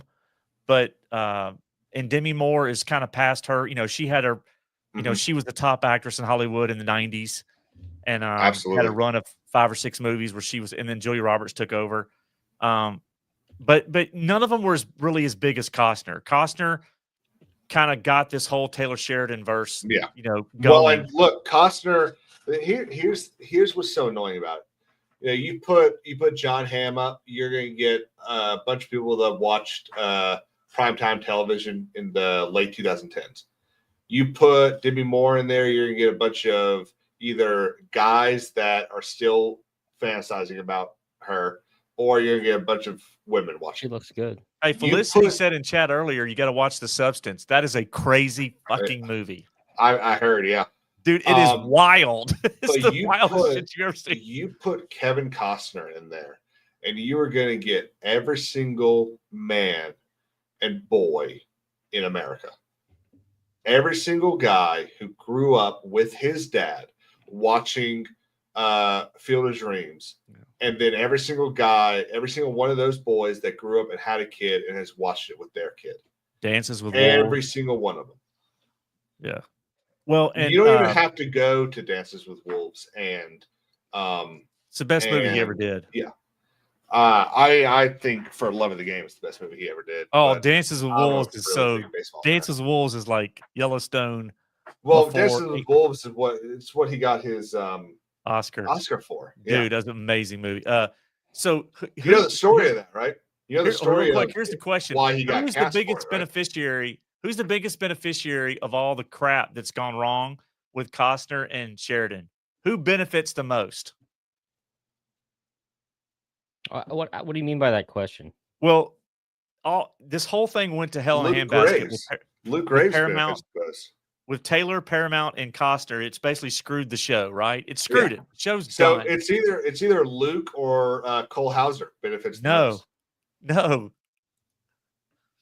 Who benefits the most? Sylvester Stallone benefits more than anybody. Because so if you're his agent and you're like, hey, we're negotiating Tulsa King, one of the highest rated things. Try doing Tulsa King without him. That's right. So now you got Well, what happened? I was gonna say about 20 minutes ago when you connected the lines there. I was gonna say, imagine he doesn't come back for Tulsa King season 3 and trying to finish that with the black guy taking over. No one's gonna watch that. Paramount is. I haven't watched season 2, by the way, so let's be a little careful. Paramount is going to Sheridan. Basically, they're going around Sheridan. They're like, we're locking up Stallone right now so that we don't have a Costner situation in a year or two. Because no matter what anybody says, look on the charts. Tulsa King is a hit. Tulsa King is the number 2 trending show of the last, I think, 4 weeks. Yeah.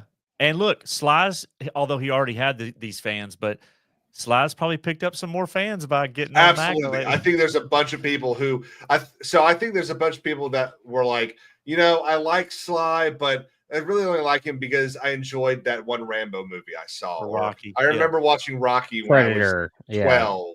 He's not a Predator. No, sorry. I was thinking Cobra. Yeah. And the 12 people that saw Cliffhanger. Cliffhanger. And so what do you mean? I liked Cliffhanger. I was one of the 12. Yeah, I know. I get it. Yeah, 12 people. My brother was one of the 12 as well. And so you've got all these, but he is expanding his reach, because I think I'm one of these people that kind of thought Sylvester Stallone had one character, and Yeah. he just managed to move that character a little bit left or right to be in different movies. I think That's this true. is a different character. I do think I can't remember his name. What's his name? The character's name. Manfredi, the general. Yeah, Manfredi. Yeah. I do think Manfredi is a different character from Rocky or from Oh, sure. I mean, Rocky and First Blood, Rambo as characters are. So really this say thing, they're I've always seen them as very, and it's probably because they were played by the exact same guy in very similar time periods. Look, But I've just always kind of seen them as being. Look, I can't really very talk. similar. I can't really talk on his character in Tulsa King, but I'll I don't think it's wrong to say that the only reason people came to watch him or that show was because of Sylvester Stallone. And Absolutely. 100%. What does he play? He plays the action movie star, and he's just older, right? And so that's why I haven't watched it yet, and I probably will just because I've heard pretty good things about it. But You as like it. as You it like it. stands you right really now, it just seems like he's gonna be sitting in a similar role as this badass motherfucker, but he's just 30 years is. older than what we normally know him as, right? Like, Yeah, I mean, that's kind of what I'm saying is like, it might not be I don't know, like, I think he is essentially a typecast actor, right? Like, he plays a specific role, right? Whether or not the characters are differently written, at the end of the day, he fits a certain role. Like, that's what when he he's was known for. younger, he tried to he did Judge Dredd and he did Cliffhanger. He did a lot of roles where he didn't want to be seen as the Italian type guy. And then as he got older, it was he did Copland, which is the best acting job he's ever done. Chris is one of them as well. Chris is one of the other 13 people that saw it. I'm with Chris. I love Cliffhanger. But look, when you sit here and think of actors that have a lot, like a wide emotional range, who can step into multiple different roles and different people, like, I don't think of Stallone when I think of someone with a wide range of acting capability, and I think that's fair. Yeah, that's accurate. I think he did such a great job in Rocky that people, multiple generations, because it wasn't just like, the baby boomers that were watching it in '76. People were watching Rocky in the '80s that were kids. Not even that, like I grew up with Rocky. Yeah, I grew up with Rocky, and so I'm as soon as only you 29. see Stallone, you go, it's fucking Rocky Balboa. Yeah, And or so- Rambo, In Rocky Balboa isn't just a boxer. He just isn't just Philadelphia. He's the Italian stallion. So his roles were like, hey, we got this Italian guy. We got this. Yeah. And he for years he would turn down roles playing like mobsters. And so it's funny that he comes back to Tulsa King and he's an Italian mobster. Yeah. Well, I think that's I don't know if it's one of those cases where you got this guy that just really needed money or what, but I think it's kind of interesting that I don't know if he got past this desire to not be typecasted, or if Taylor Sheridan said something in the room that made him decide, this is going to be something different. This is not just you're an Italian guy as a mobster. Well, this is going to be something different. The story set it up for him. That's what Felicity's saying is true. If you give him a story where he can kind of play in it a little bit, he's good. Tulsa King is good because he's a guy that's old, that just got out of prison, and he's getting a fresh start, but it's in middle America. And it's with a bunch of guys that have a vaping and weed store, Yeah. And it's younger. It's a younger group of people that have a different lifestyle than him. And so you surround him with all this cast of characters, and he kind of gets to be Stallone.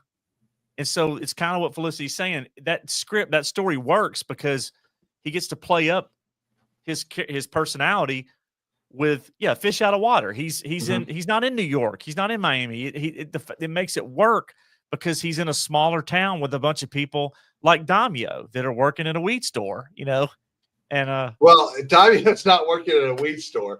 I never worked at a weed store. I just grew my own weed in my backyard or in my parents' backyard. I mean, every time I watch an episode, I'm like, he's going to walk into one of these joints and there's going to be Damio going, General, what do you need? Oh my God. You need to make fun of Caleb now. No, I got him. So that I feel included. No, I got him the other night on his t-shirt. He got mad. Yeah, you did. I didn't get mad. He goes, nobody else knows that story. I gotta go. No, I had to go before that. The funny thing is we all ducked out at the same time and it ended the stream. It's like 5 of us all clicked off at the same time. Yeah, I actually had to go to bed. I got a bitch about something though. Like, okay, there's a lot of stuff that's come out. She's not wrong. Yes. I'm the guy that goes, just go in. I don't care. So, first of all, Cobra Kai just came out. I haven't watched it. I haven't watched the first part or the second part. I'm not going to get into any detail, but I'm over Cobra Kai. It was a complete waste of time. This actor that plays Robbie on Cobra Kai, I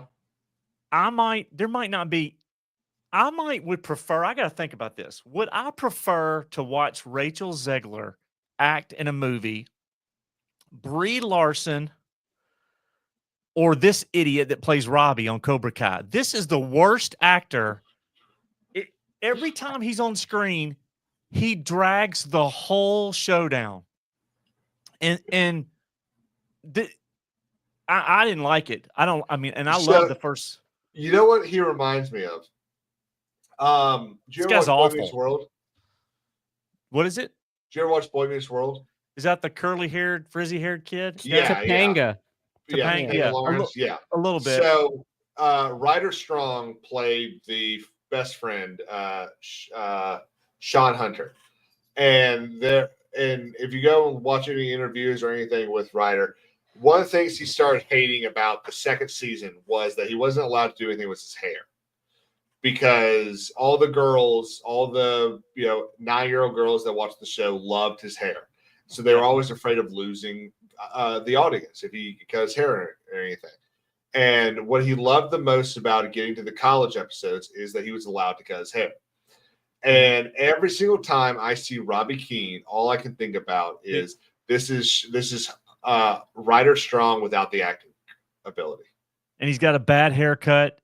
And listen, I didn't think that. What was the movie that bombed Marvel? Was it Blue Beetle? Blue Beetle, yeah. Okay, the guy that's in Cobra Kai, Miguel.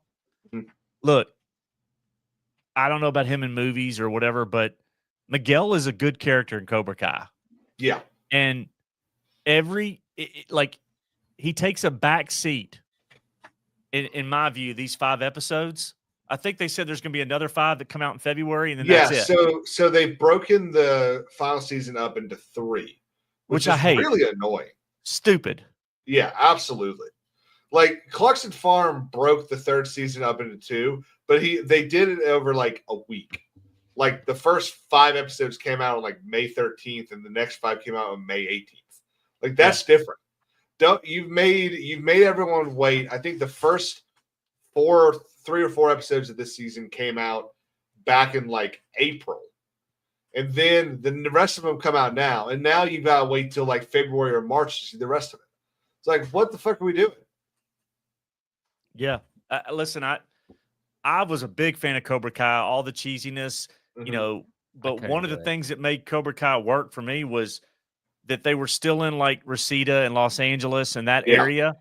And now for this part of it, they go to Barcelona, Spain. And this is how stupid it is. Evidently, they were on location. They went there. And I don't get a sense that they are there at all watching the show. Like, I'm like, are they on a backstage, a backlot? Like, you don't get a sense of why do you spend all that money to go to Barcelona? And they're like in a little bar with people going, are you guys this or that? And like, it's just stupid. And the Robbie character, like, listen, I don't want to see this dude in anything. Like if I see that he's in something, I'm probably not watching it. Remember, what is that? 140 million people watched the Tyson Paul fight or the Tyson Paul Insane. agreement. Exactly. Do you see the videos of Tyson? It was not fucking staged. Don't even get me started on this. Pull up the videos of Tyson. I've seen the videos, Pulling dude. the He's a punches. 58-year-old man. That's and then true. Also, those videos of him boxing, or the clips that they always pull up of him, like the training videos, dude. It's a fucking edited video. 100%. That's true. They mash up a bunch of clips of him looking really fresh. I mean, dude, he's a 58-year-old man. I don't care what you think about Jake Paul. Like, the dude's 27 and has training. Mike Tyson was the GOAT back in the day. He is a 60-year-old man. I totally agree. Totally agree. It's not and rigged. I said that. I said, but here's I why still I think. I mean, I totally agree with you, Damio. I mean, how much fighting do you watch? First of all, like, here's what they did. They agreed that neither one of them would take out the other. And the first sign of it was Jake Paul hit him in, I think, the end of the second round or the beginning of the third. Maybe it was in the late in the second. But he hit Tyson with a couple of shots, and he led with a jab, and Tyson got rocked. Tyson was like, he backed up, and he was hurt. And then Jake Paul just danced around him and backed away. He could have taken him out at the beginning of the third round. And then Tyson had a couple of times where an uppercut was right there. He popped Paul, and when Paul stuck his tongue out, he was hurt. Mm-hmm. And Tyson just stood there, did nothing. I think they had an agreement. I'm going to make $40 to $50 million. You're going to make $20 million, which is going to double your net worth, because I'm in way better financial shape than you are. I'm talking about Jake Paul to Mike. But I'm going to make this big gate. You're going to make $20 million, and I'm not going to knock you out and embarrass you, but you're not going to beat me in a point. I mean, I'm going to win this fight. And they had an agreement, a gentleman's agreement, not to hurt each other. And that's what happened. And so they both popped each other, but I don't care. Even Mike Tyson at 58, if he's got a guy rocked and he's backing up, Tyson's coming forward, and he didn't do that. Same thing with Jake Paul. But still, look, you got to give Jake Paul a ton of credit. The dude is a master. He's beating a lot of old people. Very good at it. Well, besides boxing, he's a master marketing genius. Mm-hmm. He just got an event, boxing, sports, whatever you want to call it. He got an event at that stadium, sold it out, and then 140 million people watched it on Netflix, even with all the bandwidth issues. Jake Paul has taken his 40 to 50 million and laughing all the way to billionaire land. I mean, he's the dude is and I'm not disparaging him at all for training and trying to become a good boxer. You know, he's smart. He's a smart business guy. And look, Tyson was probably pretty smart to get him there in a safe environment where he's not going to get really hurt, and take $20 million and go reinvest it back into his CBD business. Yeah, I mean, look, I think at the end of the day, he stamina, endurance, all of that stuff, like, obviously it wanes as you get older. Sure. I think he's in good enough shape to where he can go the rounds as long as he's not getting punched in the face round after round. I mean, for all we know, you could be right that Jake Paul was pulling his punches, like he did say after the press conference. 6 blood transfusions in June. I understand that, but I'm not going to say. It's funny that the conspiracy theorist, is sitting here not backing up the conspiracy. I just, like, at the end of the day, I think it makes perfect sense that, he might have, towards the end of the fight, like, not Tyson, but Paul might have, like, not gone full throttle. I totally think he did. That I could agree with, but I still think it's crazy that people are the video of him pulling his punch. I just think it's an angle issue more than anything with how it was captured. Well, they both pulled their punches though a couple of times. Yeah. And Tyson almost went down walking out the ramp to the fight. He almost took a face planted when he walked out. Yeah, I don't know. I mean, like, I think he was in good enough shape to go the rounds. Yeah, like King Crit. That's right. And don't look, there's a third party in all this. and Felicity, Netflix. Absolutely. Netflix did not want to see a Mike Tyson get seriously hurt. Don't think they didn't know about his health issues on the plane and the transfusions and all. Like, this fight should not have happened. They let it happen because they knew basically what was going to happen. And Netflix, this is a multi-billion-dollar thing that Netflix is embarking on that has been in the works for a decade, since even the streaming stuff has started. Netflix has to air an NFL football game in December, right? Yeah. And this was the test bed for that. There was no other event. Well, I'll tell you what, they have a lot of work to do because absolutely. That's why they did it. Yeah. That's why they did it, because they're like, if we shit the bed for the NFL stuff, we're losing out on a potential of billions of dollars, because the NFL at Netflix is the streaming leader on the globe right now. They're the leader. Yeah. And the NFL wants to put their product on Netflix for the world to see. Yeah. But they're not going to do it if it's going to be bandwidth issues. So this was a major deal from a Netflix standpoint as well. I think just to go back to what we're talking about, I don't think it was rigged in the sense that basically what I don't agree with is people saying that Mike Tyson should have knocked him out and should have won the fight.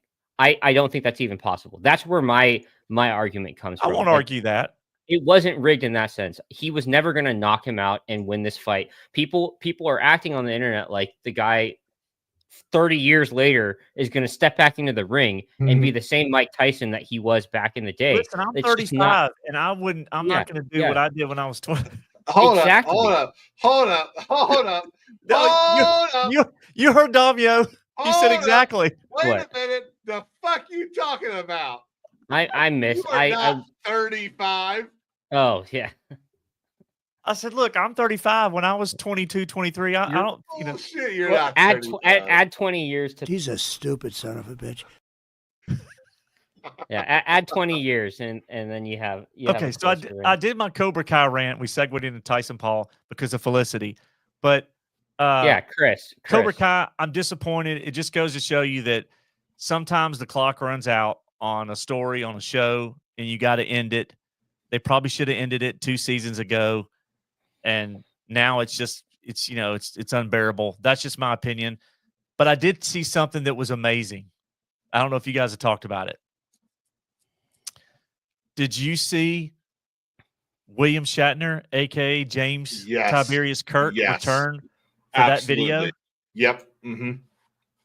Okay. Oh, Damien. Caleb, every content creator. I mean, I'm not a big Star Trek guy. Me neither, Damio. But when I watched this, and I've seen all the movies, so I knew it was the young Kirk, and then there was a middle-aged Kirk, and then an older Kirk, right? And he's basically going into the afterlife, and he says goodbye to Spock, right? That's the gist of it. But when I watched that, by the way, it was given the blessing. Shatner was involved with it, and Star Trek. That they all blessed him to do this this with AI, whatever you want to call it. Yeah, so it was Sam Witwer wore the prosthetics to play young Shatner. Sam Witwer, who I love, been great. So he wore prosthetics to play young Shatner and old Shatner. William Shatner was not actually acting in the thing. The movie Shatner is there cut from movies, but it's not actually William Shatner being William Shatner. But what this shows, and Felicity's chat, I totally agree with. And what this shows, though, is that somebody's paying attention to the way these things that we all grew up on, and we won't get into what all I'm talking about, but the things we've all grown up on, multiple stories that have been ruined, and the ability for someone who cares to, in a matter of 2 minutes? How long is that? How long is that video? It's 10 minutes with probably 9.5 minutes of actual video. Yeah. So that was one of the best things I've seen. Like that. Absolutely. When I saw that, I was like, you know what? Any story or IP or whatever can be saved. Yep. If the 100%. right person shows love and care, and does it right. Yep. And in 10 minutes, it is the same feeling that I think a lot of people had when Chapter 16 of Mandalorian 2 came out. That I think that every single feeling of everyone that likes, loves, adores Star Trek, these 10 minutes elevated all of them to a point that they haven't been in Robert Byron 15 Burnett. years. Robert Byron Burnett said he cried. Look, R&B loves Star says a Trek. lot of shit, and some of it he should just keep in his damn mouth. I agree. I agree with his Goonies take. Well, Fuck you, bitch. Hey, oh, it's so sad. Evidently, Twitter. Evidently, Twitter doesn't agree with it because he's gone from Twitter. Well, so he what? They kicked him off? No, he left. He went to Blue Sky. No, he put something on Facebook. I'll be back. He was deactivated. He got deactivated. His account's gone. Look, The Goonies was a great show great movie when I was a kid. Like, I'm not going to sit here and pretend like it's in the top 50 conversations of movies. Robert Burnett did have a good it's point, one though. of the best movies that you watched as a kid. Yeah, as a kid. But when you break it down as a movie itself, it's not anything spectacular. I think when you start trying to break apart the movies that were special as a kid, I think you lose a lot about those movies. But Gray Pilgrim, he may have an account on Blue Sky, but he's not leaving Twitter. Robert Burnett gets along with everybody on all sides, so he wouldn't leave Twitter. He got deactivated. No, I think he got spam. What do they call it when you get a bunch of people start saying deactivate this guy? Okay, so he'll be back in a day or two, but yeah, I'm not going to repeat what he said about. Okay, so for me, The Goonies is all about how old were you when you watched it? Exactly, and that's an important part of all this that he maybe misses a little bit because Rob was 17, 18 when it came out. Yeah, so it's just Felicity. I think he was false flagged. He was false flagged. He'll be back. A lot of people because he gets along with people on all sides. Exactly. Yeah, I don't know if it's because you've got people who passionately love the Goonies, or if you have people that saw an opportunity to get rid of someone that they don't like, because there are people that don't like R&B. And I have to admit, don't do the math, guys, but when the Goonies came out, that summer I was about to start. I was going into 8th grade, so I was a year away from high school. It was perfect for you. It's exactly what you needed to see. I will say this: 2 things went on, and I will. It's implanted in my brain. One, Goonies was one of the last movies that Armageddon. Buddy, look, good movie.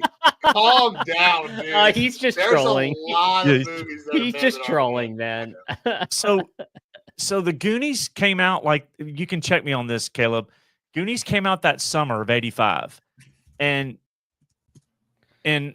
it was the last movie I watched. June 7th, 1985. Yeah, that summer it was like the last movie I watched where my childhood was kind of ending, and I was going into something else. And what I remember about that period of time, 1985, you had Back to the Future, you had a lot of great movies, but a movie came out earlier in the year that changed my whole outlook on where I was as a kid and where I was going to be as a teenager, and it was The Breakfast Club. I was going to say to The Breakfast Club or St. Elmo's Fire came out that year. Yep. Now they were college people. They were leaving college in St. Elmo's Fire, so they were adults, young adults. That was a little bit more of a stretch for me to relate to, but Breakfast Club was my wheelhouse. One of those characters in that movie, that was, I identified with that extremely. You can't watch Breakfast Club and be about to start high school and then 4 months later go watch Goonies and be like, it's the greatest movie ever because they're kids. Well, look, the Goonies was ahead of its time. It was putting retards in movies before it was cool to do. You know what I'm saying? No, Revenge of the Nerds did that. No, I thought I was going to get laugh from Caleb for that one. I guess not. I guess I'm. What a retard. Yeah. He's a stupid son of a bitch. Or it was, Wait a minute. before it was cool. You mean Corey Feldman is a retard? No. Have you seen this guy dance? No. I mean, you mean Sean Astin, aka Samwise Gamgee? Yeah. Gamgee. I call him Gamgee. Yeah, Gamgee. No. No, I mean, like, so I get what Robert Meyer Burnett's saying because I know what age he was when that came out. Mhm. His view of the world in front of him was completely different. But if you're a Absolutely. 9-year-old kid, The Goonies in '85 was the greatest thing you ever saw. You know, like that was. It just depended on when you watch that movie. If you're a little kid, you love that movie, and if you're a teenager, you go, okay, it's all right, but you know, you're not thinking it's the greatest thing ever. So it just, look, I mean, Felicity, the Brat Pack, that was my generation, man. That they dictated what clothes you wore, who your friends were, what you did. Like the Brat Pack made a fingerprint on our culture, the Gen X culture, that nobody that grew up in that time will ever understand. But if you grew up in that period, then you know that you can't calculate how important they were to when you went to school or when you hung out with your friends, the things you said, what you did. Like it was huge. And the Breakfast Club was a huge part of that. But I specifically, in my brain, when I saw him talking about that on Twitter, I was like, I can tell you, if you tell me how old you are, I can tell you how you felt about the Goonies. You know, it's an easy thing. All right, So- I'm 29. How do I feel about it? Well, when did you watch the Goonies? We know now. Yeah. When did you watch the Goonies? Probably around like 10. Like Then you around that probably age. really like the Goonies. I did like it. Yeah, Yeah. I did. It's just as a grown up and putting it next to other movies, it's Yeah, I mean, like nothing listen, special. Listen, I love The Last Starfighter. If I watch it now, I'm like, golly, this special effects is fucking horrible. Like some movies you have to just leave back where they are because of where they were in your life and go, Had to be there. yeah, had to be there. Right. 100%. So, but look, I mean, I'm not going to repeat what Robert Meyer Burnett said on Twitter about, if you love this movie that tells me you never. Yeah, you're just exactly. No, he said something more graphic. No, I know. I liked his comment about how if you love the Goonies, still you're just stupid. I couldn't tell if he was trolling or being like half trolling or being completely serious. I couldn't tell. I think he was during the trolling whole towards thing. the end. Yeah, I think so too. And Felicity, that's the problem with Lucasfilm. People that love the Goonies, loving the Skeleton Crew, that you can't just put out a shit copy of something. I'm not gonna around the same. Sorry, I didn't mean to cut you off, but Small Time Republic around the same age when I watched Willow for the first time, like around 10, 12.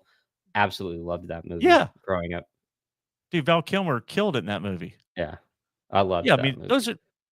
But look. I mean, Lucasfilm. Yeah, just they're just doing a copy. And again, look, I don't have a problem with Skeleton Crew. It looks like it's going to be for kids, but the problem is you just put out a series for kids when your previous series had lesbian witches and people staring at naked bodies that kids weren't allowed to watch. You don't know your audience anymore. That's how stupid Lucasfilm is. If you were going to make something for little kids, should have done that 3 or 4 years ago instead of making the Acolyte. Sure. They don't know who they are. And they don't like their fans. Huh? For $220 million. That's right. Oh no, it's more than that, isn't it now? Did something come out like 4 or 5 months ago that was like, oh, now we actually don't know how much it might have been even double the reported numbers. So okay, Silo on Apple Plus came out. Silo season 2. I don't even have Apple Plus. So I did. Okay, what are your thoughts? Quickly, the season 2 premiere. I gotta end up pretty soon. Season 2 premiere. Season 2 premiere. I thought the show was beginning. No, the season 1's already out.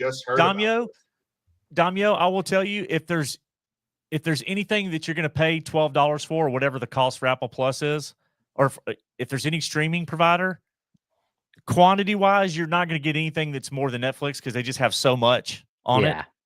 But quality, nothing comes close to Apple Plus. There's probably Nothing. 15 shows on there right now. There's about 5 that I could could go. tell you Damio would pick up the phone and call both of us and say, I love it. Yep. There's at least 5 series that you would be like, I love it. And number 1 is Ted Lasso. Ted Lasso's good. So is Severance. So is For All Mankind. If they actually go through with making a 4th season of Damio, Slow Horses with Gary Oldman.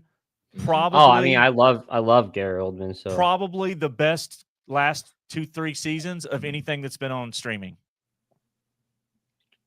I was going to say House of the Dragon going into season 2, but season 2 was just okay. I didn't hate it. I'm not as mad about it like some people were. yeah. But it was just okay. They again, another show where the lead actor from a prior season, Paddy Considine, they could not replace him. They stuck Daemon Targaryen away from all the other characters, and you have an actor who's a great actor who's now gone from the show, and they take these other characters just like they did with Yellowstone, and I think they did a better job in House of the Dragon. The actors are better. Well, I think they still have a character they can lean on, like Otto. I think but Otto was gone for half the But they've season. got to actually Right. they've got to actually use him. Right. And- I'm the just saying problem it's not as doomed as Yellowstone in that sense. No. That's Yeah, all I I'm definitely saying. agree with that. And again, unlike Yellowstone, they're only going to run 4 seasons and they're gone.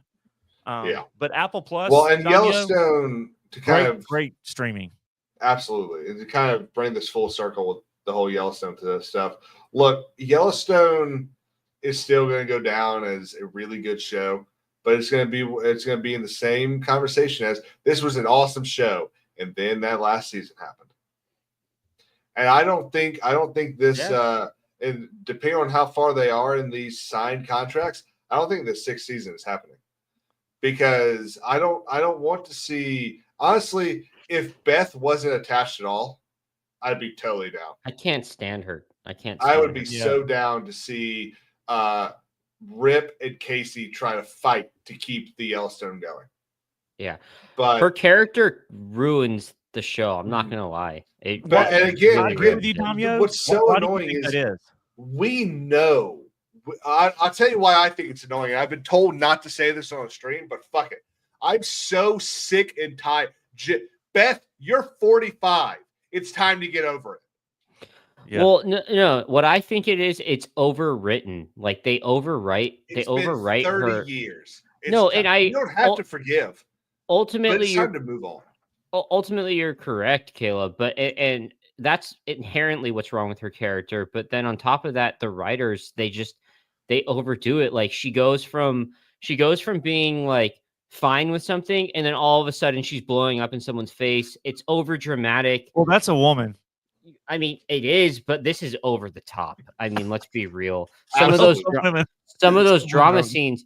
Well, no, but some of those like dramatic scenes, I'm with you, are completely unnecessary. Like she just, and then especially like, man, one of the scenes I hate the most is when, after Jamie tries to off himself and, John tries to tell her like, you need to take it easy on him.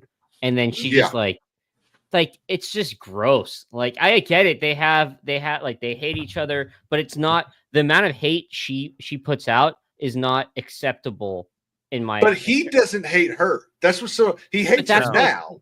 That's but my point. He didn't hate her. He at the end of the day, yeah, he should have said something. And I think he wants her acceptance and forgiveness. Dude, he's chasing the same thing that she was chasing from Kevin. Yeah. It's what, incest? Jesus Christ. Acceptance. Oh, that's right. Yeah. No. You know what they do with Beth though, and they've done it like channel. Every other season. I mean, every other scene she's in. She's always got a cigarette in a short glass drink. Dude, yeah. And holy she stares crap. into the camera like this. Jamie's gonna die. And I'm like, that raspy voice. It's so annoying. And like Damio said, she hasn't changed from if you watch season 1, episode 3. There's no character progression. No, well, and what sucks is there was character progression, and then they killed it in season 4. the best Like part of her she had character said, arc. I'm going to give up the drinking. I'm going to do this. I'm going to do this. She tries to become a nicer person. That's why she does that one last thing. And then any chance of progression is thrown out the fucking window. No, but and she got attacked. still, Yes, she's still just as unbearable when she's not drinking as she is when she there's no real difference. Yeah, look, she had a decent character arc for a little while when she fooled around with Walker and Rip got jealous. Mm-hmm. That was like the middle part of the show, like season 3, maybe. And no, it's then, earlier than that because I'm on a rewatch. It's season 2. Okay, season 2, she was okay. She was like, she kind of started taking a liking to Walker, and his character was kind of growing on the show. And now he's just Walker has really grown on me. Holy crap! But they don't do anything with him. They don't do anything with him. Yeah, well, that's because they've stuck him in Texas now. Yeah. They with Walker, They're gonna, like it's like they take Ryan Bingham and they know he's a singer, and they go, "Hey, 1 out of every 4 episodes, we're gonna have Ryan Bingham just pick up a guitar and start playing." And it's just she's catering to the Kamala crowd. Listen, kinda in a sense. The most disappointing thing I think has just been the complete disregard for the plan. If it feels like over the last, even the first half of season 4, it feels like they don't really have a plan anymore. Because you've got Costner sitting there during that first half making these promises, and it's like, hold up a second, you do these 2 things, and you don't have a ranch anymore. Well, look, I think it just goes back to Sheridan. He's got 1923, Tulsa King, Mayor of Kingstown, and hopefully it becomes a movie, but Empire of the Summer Moon, Landman, Landman, and Sicario 3. Sicario 3's been in limbo for. He's got Lioness years too. Now. Yeah, and that's what. But that's my point. I think he's done with Yellowstone, and I think it shows. So I agree. They spent done with it. They spent time on things like Lioness when they should have spent time on other shit. Lioness is not putting numbers out for Paramount. People aren't watching that shit. You know what they're watching? Fucking Tulsa King, Landman. In 3.5 weeks, where the numbers are going to come out, Landman's going to be the #1 show in the world. And kind of like last thing I want to say before I have to leave is we're getting ready to wrap up anyway. I'm really hoping Empire of the Summer Moon is done justice, and Taylor Sheridan gets back on the big screen. This is the movie about the Capache warriors, right? Yes, the Capache and what's her name? Sundowners. I'm forgetting her name. Quanah. Yeah, Quanah. And his mom Parker. Yes, Cynthia Ann Parker. That whole story, the last chief of the Comanche. I mean, this deserves to be on the big screen. You go to the theaters to see it. Like that's what I'm really hoping. He'll put in the work. Look, there's 2 things that made him be able to get this for his first deal with Paramount, and it was the success of Sicario and the success of Hell or High Water. The amount of eyes that went on Hell and High Water and the congressional stuff that they did and all the stuff they did with reservations, all that stuff is the main reason that he was able to even get in the door to talk to people at Paramount on Yellowstone. Look, he does good television, but my first introduction to Sheridan was Sicario, and that first one specifically, excellent film. Cinematography, Denis Villeneuve was the director on that, like very good film.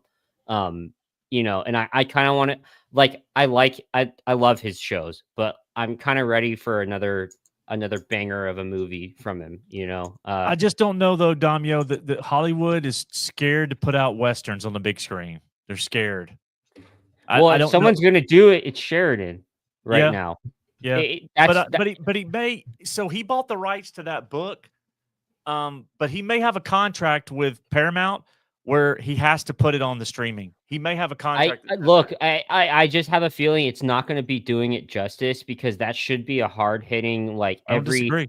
like I don't want to sit through an episode of filler with a story like that. I want to see a 2 to 2.5 hour movie where it's just a huge cast, big production.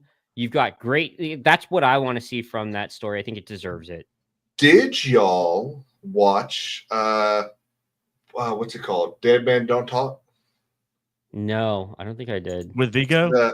With Vigo, yeah. I haven't seen it yet. It's on Paramount. Maybe I'll put it on tonight. I would recommend it. It's a Western? not. Yeah, it's a Western. It's before you watch that, Damio, you got Netflix? Yeah.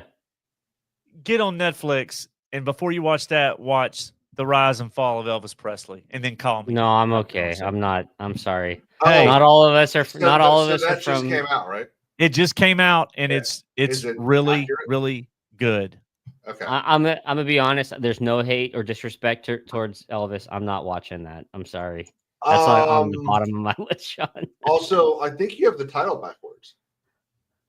No, isn't it the fall and rise of Elvis? Yes, the fall and rise. Yeah. So his career. Okay. His career had gone into shambles, and it's about his return in '68. Yep. Okay. Do they talk about, like, what does he eat? The peanut butter and bacon sandwiches or something? No. He's 170 pounds and rises to the top of the world again for about 3 years, and then some stuff happens. And they get into that. They get into, this moment in time where he returned is the Sean greatest. was sitting there with a notebook. Wrong. Yes. No. Yes, Sean was wrong, sitting there wrong. Sean was sitting there with candles and a picture. And...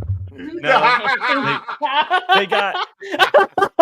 Hey, he is the GOAT. Don't ever get it twisted. He is the GOAT. Nobody will ever accomplish what he did again, ever. But So they got it. They got most of the stuff right. Do you not think? I just need a yes or no because I have to hit it because I have to go to bed. Did Michael Jackson not accomplish what Elvis did?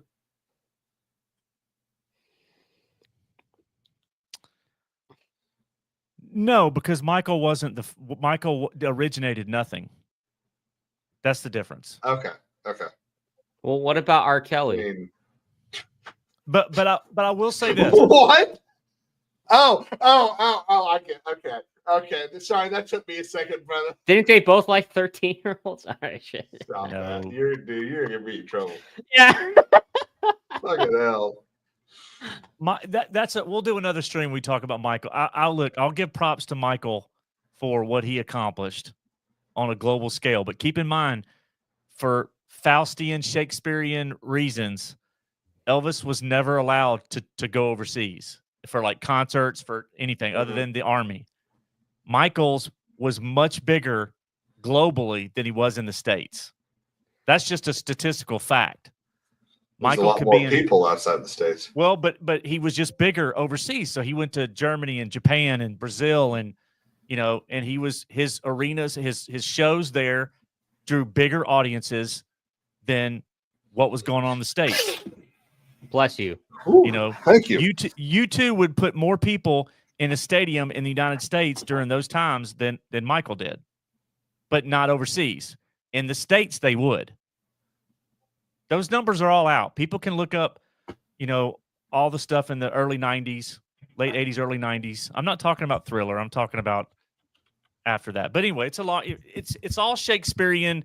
It's the Netflix thing, Damio, is not so much about Elvis. It's about a tragedy. It's about a Faustian character and all the things that took this, it's Greek tragedy. It's a character who flew too close to the sun and eventually got burned. Yeah. I might watch it eventually. It's less you don't about have to lie. Yeah, that was me being nice. It's not for everybody, but it's a it's really good. Netflix put it out. It's really good. I was going to end this, but I actually Sundowners really enjoys music shit. Diamond, I know you need to hop out, so if you want to go ahead and hop out, I do have one last question for Sundowners. What are your thoughts on Robbie Williams? I don't have a problem with Robbie Williams. I will say What this: what are your thoughts? Before Damio drops out, Damio, stick with your aliens of conspiracy, because the rumor is that a huge director has a once-in-a-lifetime script that's already done, and a major alien UFO type movie. Yes, Spielberg. He already made a video about it soon. No, I didn't. No, I didn't. Oh, you just talked about it. Spielberg, though? Are you talking about Spielberg's? Well, you have to do your research. You know. I already know about it. I've been following it. All I'll say is, he already got caught with following a once in a lifetime script by a really good director that wrote it for a long time, and it ended up being Megalopolis. So all I'll say don't is, put Spielberg in the same boat. I never once overdid that presumption, Caleb. No, you both listen. I told you both I was interested in Megalopolis, and you both said at the time, this looks like garbage. Y'all both said that. No. I actually have to correct you on that. I told Caleb far before you probably did. I was following that movie from honestly a year. Yeah. Maybe a year and a half before. I heard him. I heard him talking about it. Probably. I said the cast looked really good, and then we watched the trailer, and I was like, "This looks like hot garbage." Shit. But I told Caleb about that literally early last year. Very disappointed, man. Yeah. So my question, Sundowners, is Robbie Williams is doing. Good night, Damien. See you, man. Robbie Williams is doing a movie about himself. Well, that's the first problem. Well, Robbie Williams will be played by a CGI monkey. What? You have not heard about this? Holy shit, dude. Well, there's your first reason why a person shouldn't do a movie about themselves. Better Man. It's called what? Better Man. Better Man? Which I assume is the name of a song or album of his. I'm Robbie Williams. I'm one of the biggest pop stars in the world. This is my story, but I'm not going to tell it in an ordinary way, because I don't see myself how others see me. For the next 2 hours, your ass is mine! To be honest, I've always been a little less evolved. He's a fucking monkey. Dude, who put the money behind this? Did he fund this himself? Let's find out. Dude, this is one of those things where now Robbie had a major crackhead. Oh, guess who's distributing it? Paramount Pictures. Well, there you go.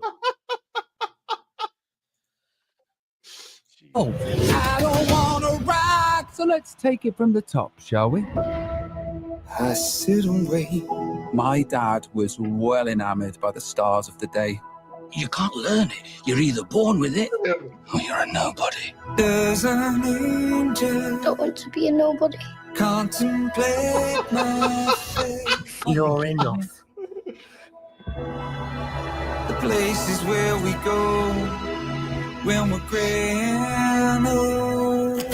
You got in? You're in that band? Say that!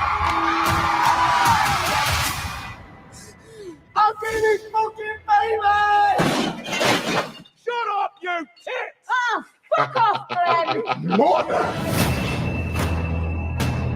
Look around the table. In 5 years, we're all going to hate each other. Please be played by a fucking monkey. Dude, you know what would make this funny? If he gave himself a bigger dick than Tommy Lee. He just walked around with it dragging the whole movie. Okay, when you go into a boardroom and you're going to get the funding for this, we got to find out who was in the room that approved this. They should Okay, never... here we go. Oh. Oh, beautiful. So the project was first announced in February 2021 as co-written and directed by Michael Gracie with Oliver Cole and Simon Gleason, also having co-writing credits.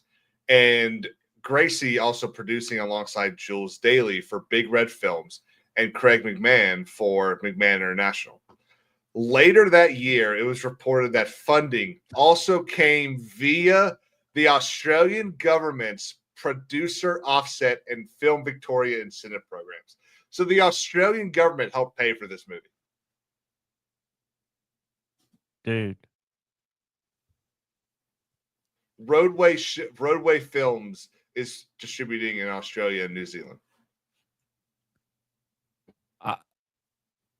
This is the wackiest thing I've ever seen. Like, it's a story about Robbie Williams, but he's being played by a monkey. Could you imagine that pitch? The same guy that did the Jaguar commercial.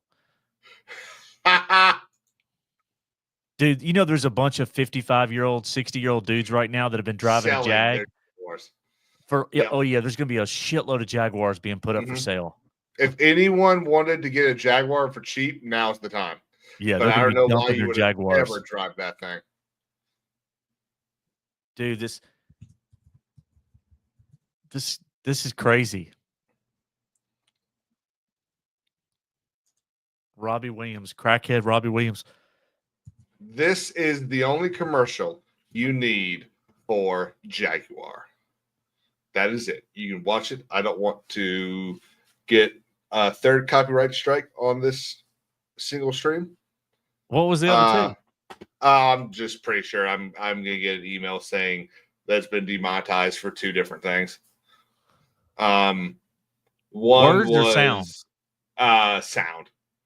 Oh yeah, no, not words. That happened last week. 2 hours in, I said grape. Have you started to put your streams on X? No, I need to. Yeah, I'm gonna start when I start streaming again, which is soon. Okay. He says I'm gonna put it on X. I'm a couple of different platforms. I think YouTube is. I think it's headed the other direction in terms of how they monetize, demonetize, and I don't know. I think it's gonna depend on. Don't you think they're going to respond like they're going to counter to all this stuff that's gone on politically with X? With like they're going to go in the other direction. No, I don't. I think they're going to see the amount of money coming out of X, and they're going to go, okay, well, we need a way to get some of that. Because they are still far and away the biggest platform. There's more people watching on this than Rumble, than Kick, than Twitter. So if they don't want to lose everything, then they have to try to stay center. I think it's one of the reasons why they responded the way they did with the whole attempt to mass cancel all those streamers. Dude, we didn't talk about Doom Prophecy. We don't really need to. I didn't watch it. I don't really care about it. I couldn't care less about Doom. I'm disappointed. I'm sticking with it for another 2. My rule is give it 3 episodes unless something's really just awful. And it's not awful. But the first episode, it is based on a book called Dune: The Sisterhood. So what do you expect? I know. I don't care. There was some stuff that happened towards the end of the episode where what's his name showed up from Vikings. And his character's interesting. But it just didn't it didn't it was just boring. It put me to sleep, and I don't know, man. I'm gonna stick with it. I mean, Felicity, did you like the first episode? I just yeah. Like I said, I don't have a dog in the fight. I'm not a Dune guy. I don't really care. Obviously, I think part of the reason is because I think what's his name's Raggett. But just not a big fan. I am a big fan of this, that podcasters and influencers will be getting White House press secretary access. That is pretty damn cool. It's going to be interesting to see who gets access and who doesn't. Because his White House chief of staff, she's no pushover. She's going to be blocking people. Yep. You know, so Blissy said, and this is going to be the last comment of the night because I do have to go to bed. I have a busy ass day tomorrow. That Fimmel was the best part. It's okay, but that I agree. Penguin spoiled. Penguin, best show. Haven't this watched year. it. I've been waiting for it to end. I'm gonna start watching it on Sunday. Caleb, unbelievable. I'm gonna do like I can't wait. even though it's late, I'm gonna do like a wrap up video in the next few days on Penguin. Mm-hmm. It is greatness. And they might ruin it if they try to do a season 2 or whatever. I think they need to actually stand firm and not go after the money. And put him in the movie. He's got 5 or 6 scenes in the next Batman movie, supposedly in the script, and then he's contracted. He's got another movie that he's in. So, I'm interested to see that. But tomorrow, I'm going to see Gladiator 2. And buddy, I hope you have a great time. I don't think you will. Hey, I'm going in with open mind. So if but can you give me one of those popcorn buckets? I'll try. I do have a contact. The one that's it's his helmet. Yeah, I do have a Did you see? There's a How to Train. Is it How to Train Your Dragon? Live action. I haven't seen the animated movies. I don't really care about bucket. That there's one that's just come out. There's a popcorn bucket of something that's coming out. Yeah, War of the Rohirrim. It's War of the Rohirrim. Yeah. It's a battle axe. Well, battle axe. That popcorn bucket looks cool. Absolutely. And the best part about it is the dad can sit with it in the middle and just pass it to the kids on his left and right. Now I'll try to get it. I'll try. But so I'm gonna go see it. Listen, I've talked to people that have seen it that did not like it, and I've talked to people that have seen it that liked it. So it's been a mixed bag. Well, I just hope that maybe you're able to get past the fact that it's not the queerest ancient Rome movie ever. Yeah. Listen, I've gone into movies with those emperors. Yeah, I've gone into movies where I'm like, I've been excited, and I come out and I'm like, man, I'm bummed. Matrix, the last Matrix, I went in totally excited. Okay. Totally excited. But I still like them, but it's probably because I saw them at home. Yeah. And I wasn't waiting a year and a half. I saw all 3 of them within 3 or 4 days. So it's not like I was building it up. I think you'll find. I'd love to find people who haven't either been told what to think by YouTubers or decided that they want to be with the flow or whatever. Have actual genuine opinions about how they feel about some things, because I'd love to see how that changes based on when you saw them. Like if you went, I would imagine that there are people my age that saw the original 3 Star Wars movies and were like, yeah, they're fine. But that's because they weren't waiting for those movies to come out. And they weren't little kids that were going to the stores and getting the figures. And I would be willing to bet that when you saw a movie, even if you saw it the same time in your life that everyone else saw it, if you weren't there when it came out, if you didn't experience that, I don't think I would not be surprised to find out that a majority of them don't like it in the same way that the people that experienced it do. It's the same way that people that didn't experience waiting in line for Halo 3. There are people that think it's a terrible game. It's like, well, you weren't there, you don't understand it. Yeah, you can't. Yeah, it's based on your age and like if you were a kid growing up and you were a teenager. And well, this doesn't bode well. Gary went to see Gladiator 2 today, and he was in an empty theater. Yeah, that doesn't bode well. Yeah, well, he went to some sort of screening thing, didn't he? Because it's not out. It's Thursday night. It came out tonight. He went and saw it during the afternoon. Yeah, but depending on the theater, they'll do the know. afternoon screenings instead because they don't want a horror. Yeah, it's going to make a lot the first weekend, I would imagine. Then it gets Thanksgiving next weekend, so it should do fine. But again, look, you know me. If I don't think it's good, I'll roast it. Like I don't. Yep. So, but yeah, let's do this. We got a lot of stuff to cover. I mean, there's there's some big stuff that's going to be coming out in the next week or two, I think, couple of weeks. Yeah. That a lot of the channels that we follow and know are going to be talking about. And who knows? Maybe I'll finally do some videos again. Yeah, I got a little message today, like keep your eyes on something. So like, it's been 2 months since I've done a video. Yeah, I'm 10 days, so I'm due. Sterling and I, we're back this weekend. We're going to do 3 videos, and one of them will be something we haven't covered before, so it'll be kind of fun. And anime porn, interesting. And then very soon, my co-host, not me, Sterling, will be entering the gaming realm. He will be gaming. Well, depending on what he's gaming, I'd love to play with him. He's a gamer now, and I'll kick his ass. I'm not gonna play Fortnite though.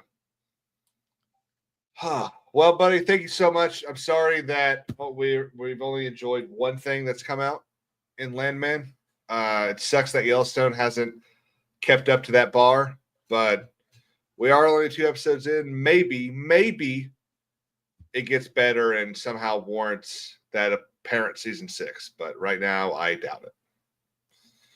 Yeah, we just had greatness in the Penguin. And we got a brand new show, original content, Landman, that looks promising. Yep. That's all we can ask for. Yep, absolutely. Not everything's going to be great. Yep. Well, everyone, I don't know if I'll do this next week, seeing as how next Thursday is Thanksgiving, and I can't be busy with family. But I will be back definitely next weekend, maybe sometime next week, to start Dark Souls 3. And thank you to Drunk 3PO for gifting 10 memberships. And he's got a new book out. Achromatic Chronicles Green. He does. Yeah, I can't believe you said it correctly. Yeah, why wouldn't I say it correctly? I don't know. I just figured you might mispronounce achromatic. Well, because I'm Southern, I'm going to screw up achromatic. Bro, I'm more Southern than you. I don't know about that. If we both, I would probably be accused of having more of a Southern accent than you. Oh, 100%. Absolutely. But, man, heart of the South down here in South Carolina. Yep. So thank you for the 10 memberships. Got to always give a shout out. What's up, Wiley? How you doing, man? Everyone, I will see y'all later. Thank you so much. Daimyo, thank you so much for coming on. Sundowners, thank you.